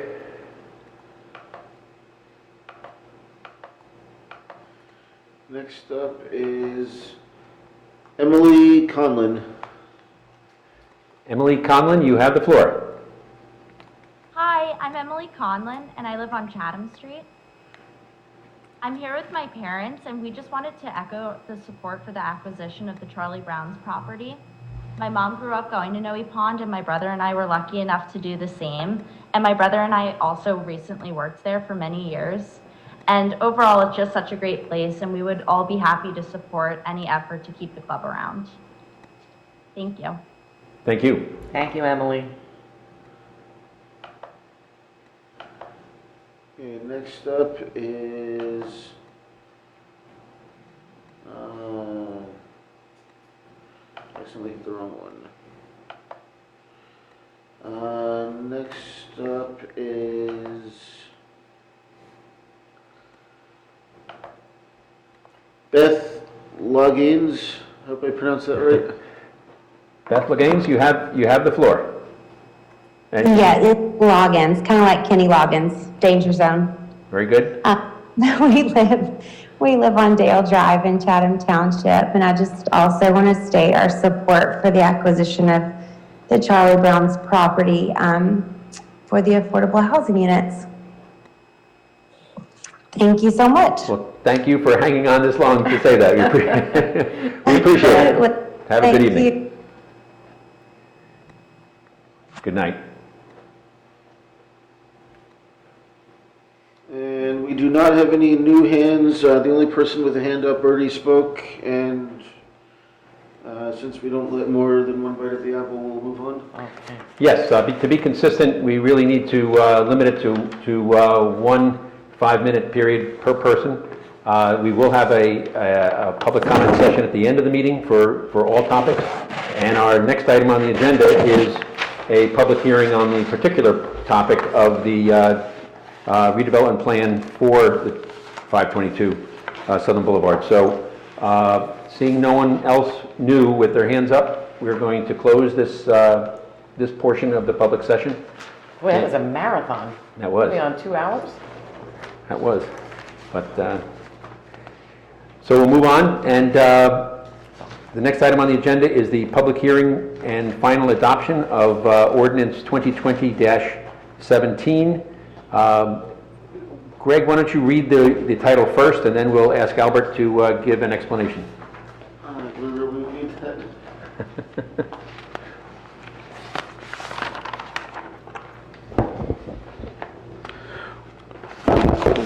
My camera. So it's ordinance 2020-17, an ordinance of the Township of Chatham, County of Morris, State of New Jersey, adopting the redevelopment plan for 522 Southern Boulevard, Block 128, Lot 2 on the Township tax map. Thank you, Greg. Albert, before we discuss it among ourselves and then open it up for the public hearing, would you give a description of it, please? Yes, Mr. Mayor. But before I begin that, I just want to follow up on one item that you discussed in your report. You did indicate that Cornos Holding LLC has sued the Township of Chatham on a variety of theories, and the attorneys for Cornos asked whether I would be able to accept service of process of that complaint instead of following the usual course of sending it either to the sheriff or a process server. and then it being served on the township clerk. Under these circumstances, I usually don't accept service of process without the consent of the municipality.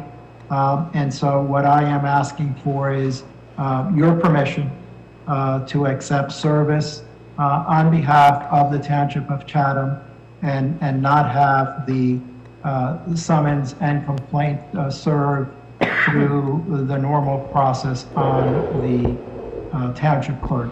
I think it's a reasonable request, and my recommendation would be is that you grant me that permission to acknowledge receipt of the complaint on behalf of the township. And I concur. Any comments from other township committee members? I certainly think it's in order to cooperate with the property owners. Despite them suing us, I think that we are, our position is that we would very much like to amicably negotiate, and I think as a motion and gesture on our part in that direction, I would, with the support of the Township Committee, direct Albert to accept this paperwork rather than make somebody jump through extra hoops. Very good, Mayor. Thank you for that. Okay. Before you tonight is ordinance 2020-17, which is an ordinance adopting a redevelopment plan for 522 Southern Boulevard. As you indicated, Mr. Mayor, this ordinance in a revised form was introduced on September 24th of 2020. The ordinance with the amended plan was discussed that night, was also on the township website prior to that meeting, and in fact, there were several changes that were made to the plan prior to its being introduced. As you also indicated, the Township Planning Board did review this matter this past Monday, October 5, and the Township Committee received a copy of the Planning Board resolution and the planner's report to the Planning Board regarding the redevelopment plan. So the Township has jurisdiction to hold a public hearing and consider a vote on this ordinance. As you also pointed out, Mr. Mayor, the Planning Board did find that the redevelopment plan was inconsistent with the master plan because this property is in the B1 district, and in the B1 district, it is a retail commercial district. It is not a housing district. So the Planning Board found that that redevelopment plan was inconsistent with the 2011 land use plan, which is a portion of the master plan. Notwithstanding that the Planning Board found that inconsistency, the Planning Board did find that the redevelopment plan promotes at least two goals of the master plan, one of them being to promote various types of housing. And affordable housing is certainly one of those types of housing. In addition to the Planning Board finding that the redevelopment plan was inconsistent with the master plan, but recommending its adoption because it promoted the master plan, the Planning Board made a recommendation to add a mixed use of retail and commercial as a permitted use under the redevelopment plan. The resolution that you have before you tonight is a reasons resolution, and whenever the Planning Board decides that a matter is inconsistent or an ordinance is inconsistent with a master plan, if the municipality of the township governing body desires to proceed to adopt that ordinance, it must adopt a resolution stating its reasons why it is moving forward notwithstanding that inconsistency. So the planning board did recommend that there be, as a permitted use, retail and commercial uses on this property. This property is being acquired, or the authority for the town to acquire this property lies within the New Jersey Fair Housing Act, a particular section that allows municipalities to acquire property for the purposes of affordable housing. The bond ordinance also stated that the money from the bond sale would be for the purposes of buying property for affordable housing. So the resolution, the reasons resolution that you have before you accepts or approves the recommendation of the planning board to move forward with the redevelopment plan because it promotes the purposes of the master plan, namely affordable, one of the purposes of the master plan, namely affordable housing. But the resolution, the reason resolution before you does not adopt the recommendation of the planning board to have a mixed use because it's inconsistent with the plan that the township has to acquire that property. And because it's an inconsistency determination, before you can adopt the ordinance, you have to act on the reasons resolution. And although on the agenda, the reasons resolution is below the ordinance, procedurally you should take that resolution first, and then if that passes, then the ordinance. But before all of that happens, you have to hold a public hearing unless the township committee has questions of me regarding the redevelopment plan.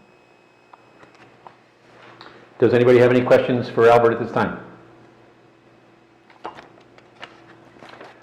Hearing none, we will move on to the public hearing on this ordinance as the next step. And again, if anybody would like to speak, please, if you're on the phone, hit *9. If you're on Zoom, please follow the Zoom instructions. This public hearing is for the purposes specifically of discussing the redevelopment plan for 522 Southern Boulevard. So, Greg, if you could look and see if anyone has their hands raised. Yeah, I've got it up. We don't have anyone. Nobody's hands raised yet. If anybody does want to speak on this issue, please, now's the time to raise your hand.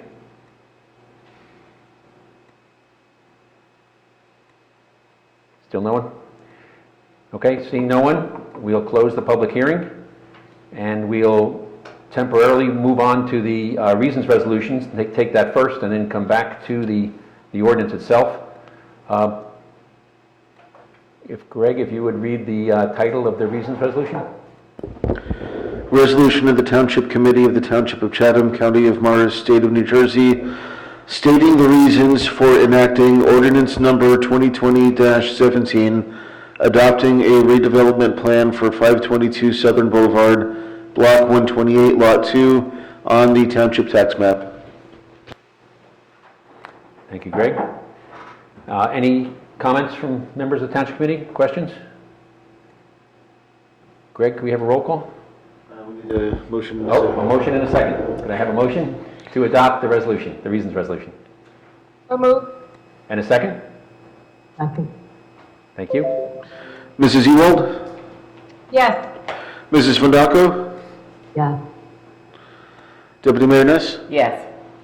Mayor Kelly? Yes. Motion passes. Thank you, Greg. And we'll now move back to the ordinance itself. And I'd just like to point out, and specifically for the the residents of the Sunset Lake, that some of the provisions of this redevelopment ordinance is that it calls for a buffer at the rear of the property of 75 feet, which is significantly more than normally provided, but I think it reflects the Township Committee's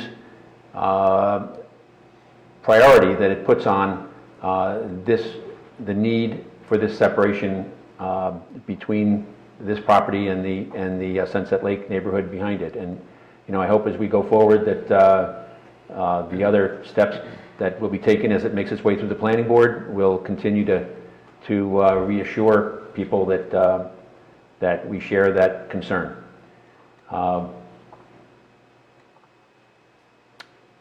Any other thoughts or comments on the proposed redevelopment plan? Just to follow up on the fact that the planning board had suggested mixed use. The reason we initially didn't pursue that was there wasn't a desire by the neighborhood behind to have retail use in that location, and plus it would force the structure based on all the preliminary reviews of the site to 4 stories or to start encroaching on that 75-foot rear buffer, neither of which the Township Committee was willing to do. So that's why the mixed use was not initially a part of any of the, was not a part of the redevelopment plan when it went to the planning board, and it's why it's not being pursued at this time. Any other comments or questions? Then I think, can I have a motion to adopt this ordinance? So moved. And a second? Second. Very good. Greg, roll call, please. Mrs. Ewald? Yes. Mrs. Fondaco? Yes. Deputy Mayor Ness? Yes. Mayor Kelly? Yes. Motion passes. Okay, the next item on our agenda is the consent agenda. Greg, if you could read the resolution titles. Resolution 2020-214, payment of bills. 2015, approving meeting minutes. 2016, approving executive session minutes. 217, authorizing purchase of new phone system. 218, amending resolution 2020-211, streetlight audit. Resolution 2020-219, amending resolution 2020-212, fire hydrant audit. Resolution 2020-220, authorizing PBA agreement. And resolution 220-221, change order for street paving, Denville line painting. Yeah. Very good. Our administrator already covered the highlights of several of these. Any questions? Or if not, I'd ask for a motion to adopt the consent agenda. Can I just mention one more time, because this is part of an ongoing process that Bob has initiated, and it's part of a larger budgeting plan to look at everything that we pay for in the township. So the telecommunications program is saving us $20,600 a year, and is getting us much better service and service that's in 2020. The township budget's over $50,000 a year to pay for streetlight accounts, and there will be an audit of those and looking for similar types of savings, hopefully. And the township pays budgets over $170,000 a year for our water and fire hydrants, and that by having an audit of those as well, as we did an audit of the energy costs and saved significant money by taking advantage of the kind of commodity rate that energy rolls at, that this is just an ongoing effort and reflects a lot of work, and it's been very, very successful. So thank you for continuing on in doing this. It's greatly appreciated, and greatly appreciated by residents. Very good. Any other comments? Can I have a motion to adopt the consent agenda?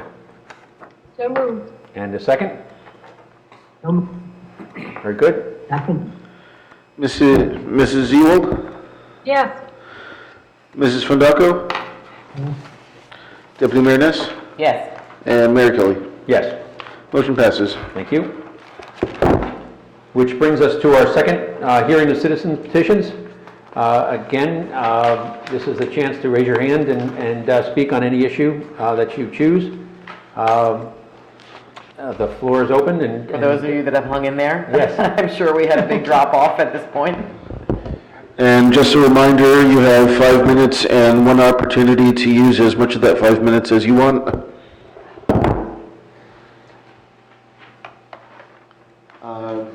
First up, we have Genevieve. Genevieve Castellano, you have the floor. Hi, it's Genevieve Castellino, Ormond in Chatham Township. I am going to step away from some of these things and talk to Mayor Kelly and Albert Cruz for a minute. Mayor Kelly, I just wanted to say thank you for leading us, the township, down this path.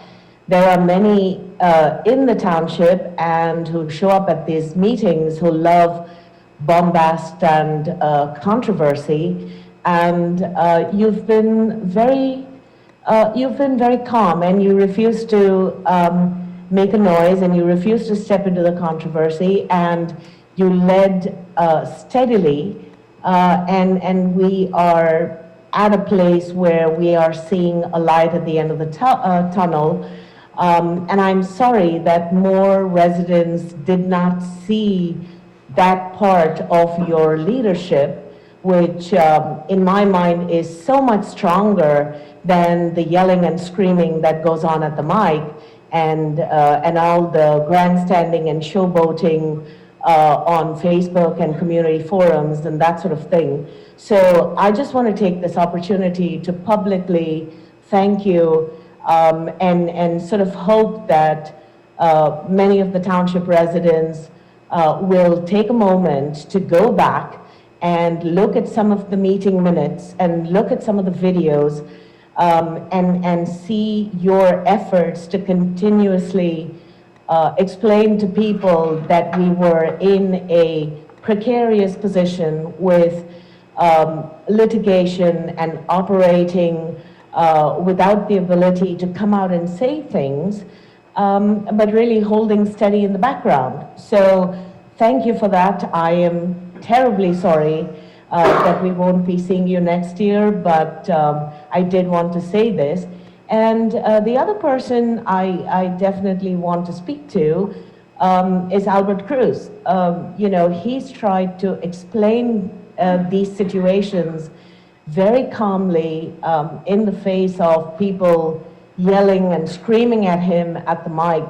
And, you know, I want to take a moment to thank both of you for really staying above the fray and not stepping into the sludge, and hopefully, you know, with your steady leadership, we can take this to the finish line.